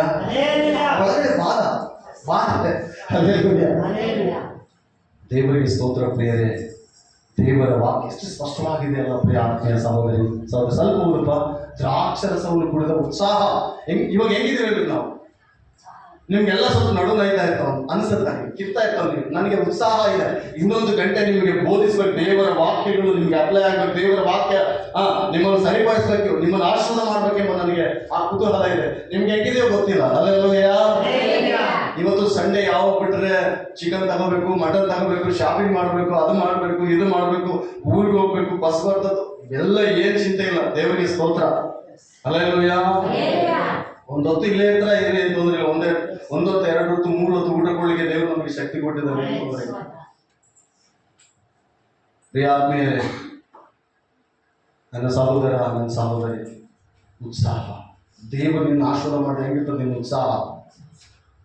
ಮಲ್ಕೊಡ್ಸಲ್ಲ ಅದು ನಿನ್ನನ್ನು, ಮಲ್ಕೊಡ್ಸಲ್ಲ. ರೋಡಲ್ಲಿ ಬಿಸ್ನೆಸ್ ಮಾಡೋರು ನೋಡ್ರಿ, ರೋಡಲ್ಲಿ ಬಿಸ್ನೆಸ್ ಮಾಡ್ತಾ ಇರ್ತಾರೆ, ಒಳ್ಳೆ ವ್ಯಾಪಾರ ಆಗ್ತಿರ್ತದೆ. ಅವ್ರು ಎಷ್ಟೊತ್ತಿಗೆ ಎತ್ತಾಡ್ತಾರೆ ಗೊತ್ತಾ? 4 ಗಂಟೆಗೆ ಎದ್ಬಿಡ್ತಾರೆ. ಅವರು ಎಲ್ಲ ರೆಡಿ ಮಾಡ್ಕೋಬೇಕು. ಇಡ್ಲಿ ಮಾಡ್ಕೋಬೇಕು, ಚಟ್ನಿ ಮಾಡ್ಕೋಬೇಕು, ಸಾಂಬಾರು ಮಾಡ್ಕೋಬೇಕು. 6 ಗಂಟೆಗೆ ಕಸ್ಟಮರ್ ರೆಡಿ ಆಗಿರ್ತಾರೆ. ಅವ್ರು ದುಡಿಯೋದೆ 10-11 ಗಂಟೆಗೆ ಎಲ್ಲ ತೊಳ್ಕೊಂಡು ಮನೆಗೆ ಹೋಗಿ ಆರಾಮಾಗಿರ್ತಾರೆ. ಮತ್ತೆ ನೆಕ್ಸ್ಟ್ ಅವತ್ತು ನಿನ್ನೆ 4 ಗಂಟೆಗೆ ಇದ್ದೀನಿ, ಇವತ್ತು 7 ಗಂಟೆಗೆ ಎದ್ದು ನಡೀತದೆ ಅಂತ ಅನ್ಕೊಳ್ತಾರೆ ಅವರು. ದುಡ್ಡು ರೀ 10,000 ಮಿಸ್ ಆಯ್ತಂದ್ರೆ ಏನು ಕತೆ ಇವತ್ತಂತ ಅವ್ರಿಗೆ ಆಲೋಚನೆ. ನಮ್ಗೊಂದು ವೇಳೆ ಅಂತ ದೊಡ್ಡ ಲಾಭ ಇದ್ರೆ ಇವತ್ತು ನಾವು ಸಮಯಕ್ಕೆ ಸರಿಯಾಗಿದ್ದು ದೇವರಿಗೆ ನಾವು ಸಲ್ಲಿಸಬೇಕಾದಂತ ಕೃತಜ್ಞತಾ ಸ್ತುತಿ ಪ್ರಾರ್ಥನೆ ಸಮರ್ಪಣೆ ಮಾಡಿ ಆ ದಿನವೆಲ್ಲ ಉತ್ಸಾಹ ಸಂತೋಷ. 7 ಗಂಟೆ ತನಕ ಮಲ್ಕೊಂಡ್ರೆ 6 ಗಂಟೆ ತನಕ ಮಲ್ಕೊಂಡ್ರೆ ಏನು ಸಂತೋಷ ಇರಲ್ಲ ಅವರಿಗೆ. ಆ ಬಾಡಿ ಇರೋದಂದೇ, ಸುಡುಗಾಡಿ ಬಾಡಿ ಇರೋದು ಒಂದೇ. ಕೆಲಸ ಮಾಡಲ್ಲ, ಉತ್ಸಾಹ ಇರಲ್ಲ. ಬೆಳಗಿನ ಜಾವ ಯಾರು ಜಲ್ದಿ ಎದ್ದ ಇರ್ತಾರೋ, ಯೇಸು ಸ್ವಾಮಿ ಬೆಳಗಿನ ಜಾವ ಎದ್ದಾಳ್ತದಂತ 4 ಗಂಟೆಗೆ ಎದ್ದು 3 ಗಂಟೆಗೆ ಎದ್ದು ಪ್ರಾರ್ಥನೆ ಮಾಡ್ತಾ ಇರ್ತದೆ. ಅದು ಆತ ನನಗೆ ಮಾಧುರಿ, ಆತ ನನಗೆ ಮಾಧುರಿ. ಕುರಿನೇ ಇದೆ ಹೊತ್ತು ನನಗೆ ಏನಿಲ್ಲ. ನಾವು ಯೇಸು ಸ್ವಾಮಿ ಮಕ್ಕಳೇ, ನಾವು ಆತನ ಮಾಧುರಿ ಆತನ ಜಾಡಿನಲ್ಲಿ ನಡೀತೀವಿ. ಕುರಿ ನರಿ ಇದೆಯಲ್ಲ ನೋಡಿದ್ರೆ ಯಾವ್ದಾರ ಇಲ್ಲ, ಕುರಿನೇ ಇದು. ಯೇಸು ಸ್ವಾಮಿ ನಮಗೆ ಮಾಧುರಿ. ಬೆಳಗಿನ ಜಾವ ಎದ್ದು ಪ್ರಾರ್ಥನೆ ಮಾಡ್ತಾ ಇದ್ದ, ಬೆಟ್ಟಕ್ಕೆ ಹೋಗಿ ಎಂಬುದಾಗಿ ವಾಕ್ಯ ಹೇಳ್ತದೆ. ನಾವು ಅಷ್ಟೊತ್ತಿಗೆ ಒಂದ್ ದಿವಸ ಎದ್ದು 3 ಗಂಟೆಗೆ ಇವತ್ತು ನಿನ್ನೆ ನಮ್ಮ ಪಾಸ್ಟ್ ಹೇಳಿದ 3:30 ಎದ್ದು ಹೇಳಪ್ಪ ಸಾಕು. ವಾರದ ಒಂದ್ಸಲ ಎದ್ದು ಹಿಂಗೆ ಪ್ರಾರ್ಥನೆ ಮಾಡಿದ್ರೆ ಆಯ್ತು. ನೋ, ಆಶೀರ್ವಾದ ಒಂದುವರೆಗೆ, ಆರೋಗ್ಯ ಒಂದುವರೆಗೆ, ನಿನ್ನ ಗಂಡ ಬದಲಾಗುವವರೆಗೆ, ನಿನ್ನ ಮಕ್ಕಳು ಬದಲಾಗುವವರೆಗೆ, ನಿನ್ನ ಕುಟುಂಬ ಬದಲಾಗುವವರೆಗೂ ಅರ್ಧರಾತ್ರಿಯ ಪ್ರಾರ್ಥನೆ ಮರಿಬಾರ್ದು. ನಿನಗೆ ಸುಖ, ನಿನಗೆ ದುಃಖ, ಕಷ್ಟ, ಕಣ್ಣೀರು ಇವೆಲ್ಲ ಇದಾವ, ಅರ್ಧರಾತ್ರಿ ದೇವರು ಸಹಾಯ ಮಾಡಲಿಕ್ಕೆ ಶಕ್ತಿ. ನೆಕ್ಸ್ಟ್ ವಾಕ್ಯ 2ನೇ ಅರಸೆಗಳ ಪುಸ್ತಕ ಎರಡನೇ ಅರಸುಗಳ ಪುಸ್ತಕ 20ನೇ ಅಧ್ಯಾಯ ವಾಕ್ಯ 1, 2, 3, 4. ಮರಣಕರದಲ್ಲಿ ಎಲ್ಲಿ ಎಲ್ಲರಿಗೂ ನನ್ನ ಕಡೆ ನೋಡ್ರಿ. ಮರಣದಲ್ಲಿ ದೇವರು ಬಲಪಡಿಸಲು ಶಕ್ತನು. ಯಾವುದಲ್ಲಿ ಹೇಳ್ರಿ? ಮರಣದಲ್ಲಿ ದೇವರು ನಮ್ಮನ್ನು ಏನ್ ಮಾಡ್ಲಿಕ್ಕೆ ಶಕ್ತನು? 1ನೇ ಅರಸುಗಳ ಪುಸ್ತಕ 2ನೇ ಅರಸುಗಳ ಪುಸ್ತಕ 20ನೇ ಅಧ್ಯಾಯ 1 ವಾಕ್ಯ 2, 3. ಆ ಕಾಲದಲ್ಲಿ ಹಿಜ್ಕೀಯನು ಮರಣಕರ ರೋಗದಲ್ಲಿ ಬಿದ್ದನು. ಏನ್ ರೋಗದಲ್ಲಿ ಬಿದ್ದಿದ್ದನಂತ ಆತನು? ಮರಣಕರ ರೋಗದಲ್ಲಿ ಬಿದ್ದಿದ್ದನು. ಆಗ ಆಮೋಚನ ಮಗನು ಪ್ರವಾದಿಯೋ ಆದ ಯೆಶಾಯನು ಅವನ ಬಳಿಗೆ ಬಂದು ಅವನಿಗೆ ನಿನ್ನ ಮನೆಯ ವಿಷಯವಾಗಿ ವ್ಯವಸ್ಥೆ ಮಾಡು, ಯಾಕೆಂದ್ರೆ ನೀನು ಉಳಿಯುವ ಆಗಿಲ್ಲ, ಸಾಯಬೇಕಾಗಿದೆ ಎಂಬುದಾಗಿ ಯೆಹೋವನು ಅನ್ನುತ್ತಾನೆ ಎಂದು ಹೇಳಿದನು. ಇದನ್ನು ಕೇಳಿದೊಡನೆ ಹಿಜ್ಕೀಯನು ಮೊರೆಯನ್ನು ಗೋಡೆ ಕಡೆಗೆ ತಿರುಗಿಸಿ, ಯೆಹೋವನೇ, ನಾನು ನಂಬಿಗಸ್ತನಾಗಿಯೂ ಯಥಾರ್ಥ ಚಿತ್ತನಾಗಿಯೂ ನಿನಗೆ ನಡೆದುಕೊಂಡು ನಿನ್ನ ದೃಷ್ಟಿಯಲ್ಲಿ ಒಳ್ಳೆಯವನಾಗಿದ್ದು ನೆನಪು ಮಾಡಿಕೋ ಎಂದು ಪ್ರಾರ್ಥಿಸಿ ಬಹಳವಾಗಿ ಅರ್ಥನು. ಯೆಶಾಯನ ಅರಮನೆಯ ಮಧ್ಯ ಪ್ರಾಕಾರವು ದಾಟುವುದಕ್ಕೆ ಮೊದಲೇ ಯೆಹೋವನು ಅವನಿಗೆ ನೀನು ಹಿಂದಿರುಗಿ ನೋಡ್ರಿ ಎಲ್ಲಿ ಸಾಯುತ್ತಿನಂತ ಪ್ರಕಟವಾಗಿದೆಯೋ ಜಸ್ಟ್ ಪ್ರಾರ್ಥನೆ ಮಾಡ್ತಾ ಇದ್ದಾನೆ ಒಬ್ಬ ರಾಜ. ಮೇಲ್ಗಡೆ ಬರೆದಿದೆ ಆತನ ಹೆಸರು ಹಿಜ್ಕೀಯ. ಆ ಕಾಲದಲ್ಲಿ ಹಿಜ್ಕೀಯನು ಮರಣಕರ ಹಿಜ್ಕೀಯನು ಯಾರು ಗೊತ್ತಾ? ರಾಜ ವಂಶಸ್ಥನು, ರಾಜ್ಯ ಪರಿಪಾಲನೆ ಮಾಡಿದವನು, ಜನರನ್ನು ಪರಿಪಾಲಿಸಿದಂತ ವ್ಯಕ್ತಿ ಮರಣಕರ ರೋಗದಲ್ಲಿದ್ದಾನೆ. ಈಗ ಆ ವ್ಯಕ್ತಿ ಹೇಳ್ಬೋದು, ಆ ವ್ಯಕ್ತಿ ಹತ್ರ ದುಡ್ಡಿದೆ, ಹಣ ಇದೆ, ಬೆಳ್ಳಿ ಬಂಗಾರ, ರಾಜ್ಯ ಉಂಟೇನಿದೆ, ವೈದ್ಯರನ್ನು ಕರ್ಕೊಂಬರ್ರಿ, ಡಾಕ್ಟರ್ ಕರ್ಕೊಂಬರ್ರಿ ಅಂತ ಹೇಳಿಲ್ಲ.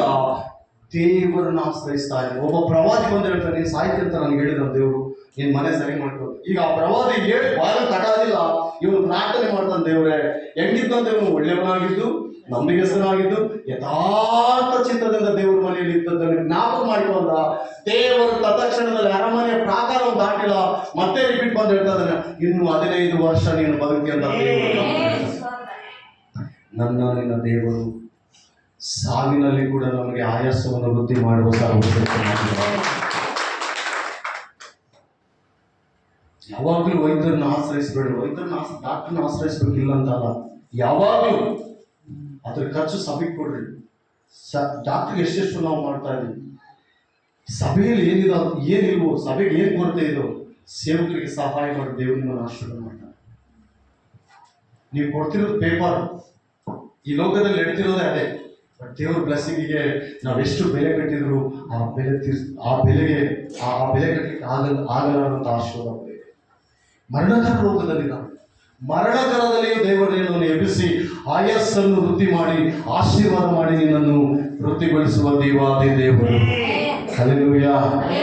ಹೇಳಿದ್ರೆ ದೇವರು ಎಷ್ಟು ಅದ್ಭುತ ಕಾರ್ಯಗಳನ್ನು ಮಾಡಲು ಶಕ್ತನೆಂಬುದಾಗಿ ಫಿಲಿಪ್ಪಿಯರ ಬರೆದ ಪತ್ರಿಕೆ 4ನೇ ಅಧ್ಯಾಯ 13ನೇ ವಚನ. ಸಂಘ ಹೆಂಗಿದೆ ಗೊತ್ತಾ? ಸಭೆ ಹೆಂಗಿದೆ ಎಂಬುದಾಗಿ ನಾವು ನೋಡೋಣ ಪ್ರಿಯರೇ. ಫಿಲಿಪ್ಪಿ 4 ವಾಕ್ಯ 13.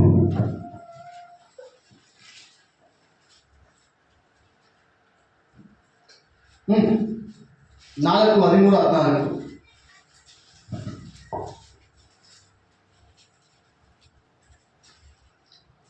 ನನ್ನನ್ನು ಬಲಪಡಿಸುವ ಆತನಲ್ಲಿ ಇದ್ದುಕೊಂಡು ನಾನು ಎಲ್ಲದಕ್ಕೂ ಶಕ್ತನಾಗಿದ್ದೇನೆ. ಇದೆಯಾ? ಫಿಲಿಪ್ಪಿ 4, 13, 14.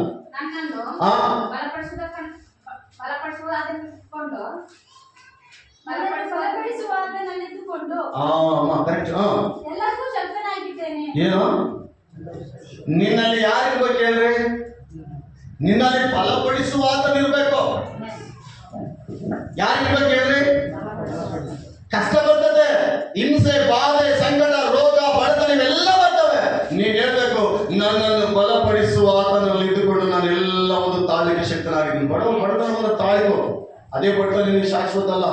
ರೋಗ ಬಂದ್ರೆ ತಾಳಿಕೋ, ಅದೇ ರೋಗ ಹಂಗೆ ಇರಲ್ಲ, ಬಿಟ್ಟು ಹೋಗ್ತದೆ. ಪ್ರಿಯರೇ, ಬಂದು ಹೋಗ್ಬೇಕಷ್ಟೇ. ವಾಕ್ಯ ಹೇಳ್ತದ, ಭಕ್ತನಾದ ಪೌಲನು ಸಭೆಗೆ ಹೇಳ್ತಾನೆ, ನನ್ನನ್ನು ಬಲಪಡಿಸುವ ಆತನಲ್ಲಿ ಇದ್ದುಕೊಂಡು ನಾನೆಲ್ಲ ಒಂದು ಶಕ್ತನು.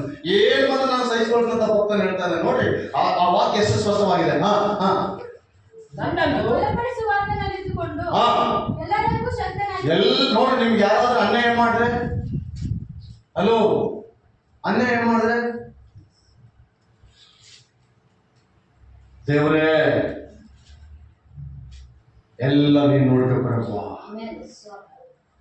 ಅನ್ಯಾಯ ಆಗಿದೆ ನಿನಗೆ ಗೊತ್ತಲ್ವಾ? ಅನ್ಯಾಯ ಮಾಡಿದ್ರೆ ನಿನಗೆ ಗೊತ್ತಲ್ವಾ? ಬಡತನ ಇದೆಯಾ ದೇವರೇ? ನನ್ನ ಬಡತನ ಇದೆ. ಮಕ್ಕಳಿಗೆ ಊಟ ಹಾಕ್ಲಿಕ್ಕೆ ಆಗ್ತಾ ಇಲ್ವಾ ದೇವರೇ? ಮನೆ ಬಾಡಿಗೆ ಕಟ್ಲಿಕ್ಕೆ ಆಗ್ತಾ ಇಲ್ವಾ ದೇವರೇ? ದೇವ್ರು ಅವೆಲ್ಲ ಬಂದಾಗ ನಿರೀಕ್ಷೆ ಇಲ್ಲದೆ ಬಿತ್ತೋಬಹುದಲ್ಲ. ನಿರೀಕ್ಷೆಯುಳ್ಳ ಜನರು ನಿಮ್ಮ ದುರ್ಗಕ್ಕೆ ಹಿಂದಿರುಗಿ ದೇವರು ನಿಮಗೆ ಎರಡರಷ್ಟು ಸುಖವನ್ನು ಅನುಗ್ರಹಿಸುವುದು. ವಾಕ್ಯ ಇರ್ತದೆ, ಆತನು ನನ್ನಲ್ಲಿ ಬಲಪಡಿಸುವ ಆತನಲ್ಲಿ ಇದ್ದುಕೊಂಡು ನಾನು ಎಲ್ಲದಕ್ಕೂ ಶಕ್ತನು. ಏನಿಲ್ಲದಾಗ ನನಗೆ ಗೊತ್ತು, ಏನಿದ್ದಾಗ ನನಗೆ ಗೊತ್ತು. ಇದನ್ನೆಲ್ಲ ದೇವರಿಂದಲೇ ಆಗಿದ್ದು, ದೇವರೇ ನನಗೆ ಸಹಾಯಕನೆಂಬುದಾಗಿ ನೀನು ನಿರೀಕ್ಷೆ ಇರುವಾಗ ನಾನು ದೇವರು ಹೇಳ್ತಾನೆ, ನೀನು ಕೈ ಬಿಡಲ್ಲ ದೇವರು, ನಿನ್ನನ್ನು ಆಶೀರ್ವಾದ ಮಾಡಿ ಶಕ್ತಿ. 14 ನೀವು ಹೀಗಿದ್ದರೂ ಹಾ ನೀವು ನನ್ನ ಸಂಕಟದಲ್ಲಿ ಏನೇನೋ ನೀವು ನನ್ನ ಸಂಕಟದಲ್ಲಿ ಪಾಲುಗಾರರಾಗಿದ್ದದ್ದು ಹಾ ಒಳ್ಳೆಯದಾಯಿತು. ಏನೇನೋ ಹಲೋ ಸಭೆ, ನನ್ನ ಕಡೆ ನೋಡಿ.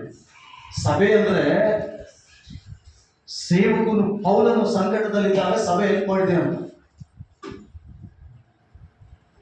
ಹಣ ಸಹಾಯ ಮಾಡಿದ್ರು, ಕಾಲು ಸಹಾಯ ಮಾಡಿದ್ರು, ಏನು ನನಗೆ ಗೊತ್ತಿಲ್ಲ. ಈತನೇ ಮೇಲೆ ಹೇಳ್ತಾರೆ, ನಾನು ನನ್ನ ಬಲಪಡಿಸುವ ಆತನಲ್ಲಿ ಇದ್ದುಕೊಂಡು ನಾನು ಎಲ್ಲದಕ್ಕೂ ಶಕ್ತ. ನೀನು ಸಭೆಗೆ ಬರುವಾಗ ಏನಾದರೂ ತೆಗೆದುಕೊಂಡೇ ಬರ್ಬೇಕು. ಸಭೆ ಬಲ ಪಡಬೇಕು. ಅದರಿಂದ ಸಭೆ ಬಲ ಪಡಿಬೇಕು, ಬಲ ಹೊಂದಬೇಕು ಸಭೆ. ದೇವರು ನಿನ್ನ ಆಶೀರ್ವಾದ ಮಾಡಿದ್ರಲ್ಲಿ, ದೇವರು ನಿನಗೆ ಕೊಡುವುದರಲ್ಲಿ, ದೇವರ ಸನ್ನಿಧಿಗೆ ತಂದುಕೊಡು. ದೇವರು ನಿನ್ನನ್ನು ಆಶೀರ್ವಾದ ಮಾಡ್ತಾನೆ. ಅಲ್ಲಿ ಬರ್ತಿದೆ, ಸಭೆಯವರು ಕೊಟ್ಟಿದ್ದೇನು ಮುಚ್ಚಿಕ್ಕಿದೆ ಬೈಬಲು. ಸತ್ಯವೇದ ಮುಚ್ಚಿಟ್ಟಿದೆಯಾ ಪ್ರಿಯರೇ? ಹೆಂಗಿದೆ ಹೇಳಿ?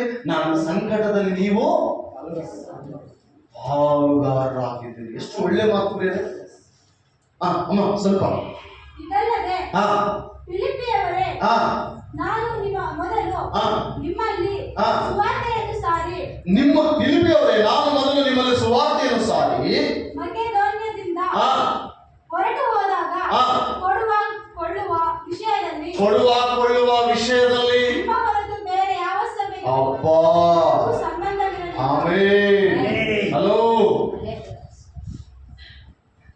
ಬೇರೆ ಸಭೆಗೆ ನಮಗೆ ಸಂಬಂಧ ಇಲ್ಲ. ಬೇರೆ ಸಭೆ ನನಗೆ ಕೊಡ್ತಾ ಇಲ್ಲ. ನೀವು ಅನ್ಕೊಳ್ಳೋದು ಬೇರೆ ಯಾರಾದ್ರೂ ನಮ್ಮ ಭಾಷೆ ವಾಕ್ಯ ಹೇಳ್ತದೆ, ಬೇರೆ ಸಭೆಗೆ ನನಗೆ ಸಂಬಂಧವೇ ಇಲ್ಲ. ನೀವೇ ನನಗೆ ಸಹಾಯ ಮಾಡಿದ್ರಲ್ಲೇ ನಾನು ತೃಪ್ತಿ ಆಗಿದ್ದೀನಿ. ನೀವೇನ್ ಸಹಾಯ ಮಾಡ್ತಾ ಇದ್ದೀರೋ ನೋಡಿ, ಸ್ಪಷ್ಟವಾಗಿ ಹೇಳ್ತಾರೆ, ಅದರಲ್ಲೇ ನಾನು ಸಂತೃಪ್ತಿ ಆಗಿದೆ. ನಿನಗೆ ದೇವರ ಮನಸ್ತತ್ವ ಇದ್ರೆ, ಈ ಸಭೆಯನ್ನು ಬಲಪಡಿಸುವ ಕೆಪಾಸಿಟಿ ದೇವರು ನಿನ್ನಲ್ಲಿ ಇಟ್ಟಿದ್ರೆ, ನೀ ದೇವರು ಸಹಾಯ ಮಾಡ್ತೀಯ, ನಿನ್ನ ದೇವರು ಇನ್ನೂ ಬಲಪಡಿಸ್ತಾರೆ. ಇದು ಸಭೆ. ಇದೇನು ಹೇಳ್ರಿ? ನೀನ್ ಹೇಳ್ಬೇಕು, ನನ್ನಲ್ಲಿ ಬಲಪಡಿಸುವ ಆತನಲ್ಲಿ ಇದ್ದುಕೊಂಡು ನಾನು ಎಲ್ಲದಕ್ಕೂ ಶಕ್ತನು. ಹಲ್ಲೆಲೂಯಾ. ನಾನು ಎಲ್ಲದಕ್ಕೂ ಹೇಳಿದ್ರೆ, ಆತ್ಮೀಯ ಸಹೋದರಿ ಸಹೋದರ, ನೀವು ನನ್ನ ಸಂಕಟದಲ್ಲಿ ಪಾಲು. ಸೇವಕರು ಒಂದು ವೇಳೆ ಸಭೆಗೆ ಹಿಂಸೆ ಬಂದಾಗ, ಹಿಂಸೆಯಲ್ಲಿದ್ದಾರೆ, ಅವರು ಕಷ್ಟದಲ್ಲಿದ್ದಾರೆ, ಅಂಥದ್ರಲ್ಲಿ ಆತನು ಬರಿತಾ ಇದ್ದಾನೆ, ನನಗೆ ಬೇರೆ ಸಭೆಗೆ ನನಗೆ ನೆಂಟಿಸ್ತಾನ ಇಲ್ಲ, ನಮ್ಮ ಸಭೆ ನನಗೆ ಸಹಾಯ ಮಾಡಿದೆ ಎಂಬುದಾಗಿ ಹೇಳ್ತಾ ಇದ್ದಾರೆ. ನಾನು ಆರೈಸ್ತಾ ಇದ್ದೀನಿ, ನನ್ನ ಸಭೆ ಇಂತಲ್ಲ, ನನ್ನ ಸಭೆ ಏನು ಚಿಗುರಬೇಕು. ನಾವು ಅನೇಕರಿಗೆ ಸಹಾಯ ಮಾಡುವವರಾಗಿರ್ಬೇಕು, ಅನೇಕ ಅನಾದಿಗಳಿಗೆ ನಾವು ಸಹಾಯ ಮಾಡುವವರಾಗಿರ್ಬೇಕು, ಅನೇಕರು ನಾವು ಗುರುತಿಸುವವರಾಗಿರ್ಬೇಕು, ಅನೇಕರನ್ನು ಗುರುತಿಸಿ ಅನೇಕರಿಗೆ ಸಹಾಯ ಮಾಡುವ ಕೈಗಳು ದೇವರು ನಮ್ಗೆ ಕೊಡ್ಬೇಕು. ಅದಕ್ಕೆ ಸಭೆ, ಅದಕ್ಕೆಲ್ಲ ಕಾರಣ ಯಾರಿದ್ರೆ ಹಲ್ಲೆಲೂಯಾ. 10,000 ದುಡ್ಡು ಒಂದು 10 ರೂಪಾಯಿ ಕಾಣಿಕೆ ಆಗಿದ್ರೆ ಏನು ಪ್ರಯೋಜನ? ದೇವ್ರು ನಿನಗೆ ಕೊಟ್ಟಿದ್ದು 10,000, ನಾವು ತಂದಾಗಿದ್ದು 10 ರೂಪಾಯಿ. ಅದಕ್ಕೆ ಇದಕ್ಕೆ ಏನು ಸಾಕಿಲ್ಲ. ಆದ್ರಿಂದ ನಮ್ಮ ಸಂಪಾದನೆ ಸಹಿತ ನೋಡ್ಕೊಳ್ತಾ ಇರ್ತಾನೆ. ದೇವರ ಮಂದಿರಕ್ಕೆ ನಾವು ಆ ಸಂಪಾದನೆ ಕೊಡಲ್ಲ, ಬೇರೆ ಯಾವುದೋ ಒಂದು ಮಾರ್ಗದಲ್ಲಿ ಹೋಗ್ಬಿಡ್ತದೆ. ದೇವರ ಮಂದಿರಕ್ಕೆ ನೀನು ಕೊಟ್ಟರೆ ದೇವರು ಆಶೀರ್ವಾದ ಮಾಡ್ತಾನೆ ಎಂಬುದಾಗಿ ಸೈತಾನ್ ಗೊತ್ತಿದ್ದು ನೀನು ಕೊಡ್ಲಿಕ್ಕೆ ಕೂಡ ಮನಸ್ಸು ಕೊಡಲ್ಲ. ಅವನು ಏನು ಕೊಡ್ತೀನಿ ನಡಿ, ಏನು ಕೊಡ್ತೀನಿ, ಮುಂದಾಡ ಕೊಡುವಂತ ಹಿಂದಾಡ ಕೊಡುವಂತ ಅಂತ ನೀನು ದೊಕ್ಕೊಂಡು ಹೋಗ್ಬಿಡ್ತಾನೆ. ನೀನು ದೊಕ್ಕೊಂಡು ಹೋಗ್ಬಿಡ್ತಾನೆ, ಕೊಡ್ಲಿಕ್ಕೆ ಕೂಡ ಮನಸ್ಸು ಕೊಡಲ್ಲ. ಮನಸ್ಸು ಉಳ್ಳವರು ಕೊಟ್ಟಾಗ ಆ ಕ್ರಿಯೆನೇ ಬೇರೆ ಇರ್ತದೆ ಬೇರೆ. ಆ ಕ್ರಿಯೆ ಬರೆಯಲ್ಪಟ್ಟಿದೆ ವಾಕ್ಯದಲ್ಲಿ. ಪೌಲನು ಸ್ಪಷ್ಟವಾಗಿ ಬರೆಯ. ಅಮ್ಮ ಒಂದ್ಸಲ ಇನ್ನೊಂದ್ಸಲ ಓದಿ ನಾವು ಮುಗಿಸ್ಕೊಳ್ಳೋಣ ಇವಾಗ. ಫಿಲಿಪ್ಪಿಯವರೇ, ಹಾ. ನಾನು ಮೊದಲು ನಿಮ್ಮಲ್ಲಿ ಸುವಾರ್ತೆಯನ್ನು ಸಾರಿ ಮೊದಲು ನಾನು ನಿಮ್ಮಲ್ಲಿ ಸುವಾರ್ತೆಯನ್ನು ಸಾರಿ ಮಕೆದೋನ್ಯದಿಂದ ಹೊರಟು ಹೋದಾಗ ಹಾ. ಕೊಳ್ಳುವ ವಿಷಯದಲ್ಲಿ ಕೊಳ್ಳುವ ವಿಷಯದಲ್ಲಿ ನಿಮ್ಮ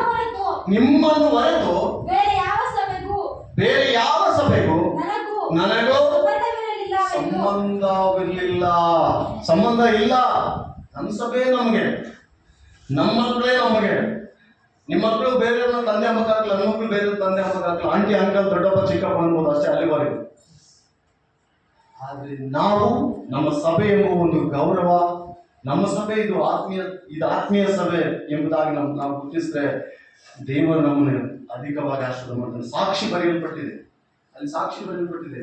ಯಾವ ಮುಖಾದವನದಲ್ಲಿರುವ ಸಭೆಯವರು, ಫಿಲಿಪಿಯ ಸಭೆಯವರು, ಅಲ್ಲಿ ಕೆಲವು ಊರವರು ಸೇರಿ ಪ್ರಾರ್ಥನೆ ಮಾಡುವಾಗ ಪೌಲನಿಗೆ ಸಹಾಯ ಮಾಡಿದಂತ ಸಹಾಯ ಕೂಡ ಬೈಬಲ್ ಅಲ್ಲಿ ಬರೆಯಲ್ಪಟ್ಟಿದೆ. ವಾಕ್ಯ ಹೇಳ್ತದೆ, ಇಹಲೋಕದಲ್ಲಿ ಗಂಟು ಮಾಡಿ ಇಟ್ಕೊಳ್ಬೇಡ, ಪರಲೋಕದಲ್ಲಿ ಗಂಟು ಮಾಡಿಟ್ಕೋ. ಇಲ್ಲಿ ಗಂಟು ಮಾಡಿರ್ತಾರೆ, ಕಳ್ಳರಿದ್ದಾರೆ, ಕದ್ಕೊಳ್ಳೋರಿದ್ದಾರೆ, ಹಾಳು ಮಾಡೋರಿದ್ದಾರೆ. ಪರಲೋಕದ ಗಂಟು ಅದು ಯಾವತ್ತೂ ಶಾಶ್ವತವಾಗಿರ್ತದೆ ಎಂಬುದಾಗಿ. ಹಲ್ಲೆಲೂಯಾ. ನಮ್ಮನ್ನೆಲ್ಲರನ್ನು ದೇವರು ಆಶೀರ್ವಾದ ಮಾಡಿ. ಎಷ್ಟು ಜನ ಸಂತೋಷವಾಗಿದ್ರಿ? ಎಷ್ಟು ಜನ ಸಂತೋಷವಾಗಿದ್ರಿ? ಹಲ್ಲೆಲೂಯಾ. ದೇವರು ನಿಮ್ಮೆಲ್ಲರನ್ನು ಆಶೀರ್ವಾದ ಮಾಡಲಿ ಪ್ರೇರೆ. ಈ ದಿನ ನಾವು ದೇವರ ದೈವ ವಾಕ್ಯ ಕೇಳಿದ್ವಿ. ಈ ಇಷ್ಟೊಂದು ಭಾಗ್ಯವನ್ನು ಸಂಪಾದಿಸಲಿಕ್ಕೆ ಯಾರು ನಮಗೆ ಶಕ್ತಿ ಕೊಟ್ಟಿದ್ದೀರಿ? ಹಲ್ಲೆಲೂಯಾ. ನಾವು ಯಾರಂತ? ಭಾಗ್ಯವಂತರು. ಏನಿಲ್ಲದ ದರಿದ್ರರಲ್ಲ ನಾವು, ದರಿದ್ರರಲ್ಲ ಪ್ರೇರೆ, ಭಾಗ್ಯವಂತರು. ಕಣ್ಗಳನ್ನು ಮುಚ್ಚಿ ನಾವೆಲ್ಲರೂ ಪ್ರಾರ್ಥಿಸೋಣ. ಸರ್ವಶಕ್ತನ ಸನ್ನಿಧಿಯಲ್ಲಿ ದೇವರು ನಮ್ಮೆಲ್ಲರನ್ನು ಆಶೀರ್ವಾದ ಮಾಡುವಂತೆ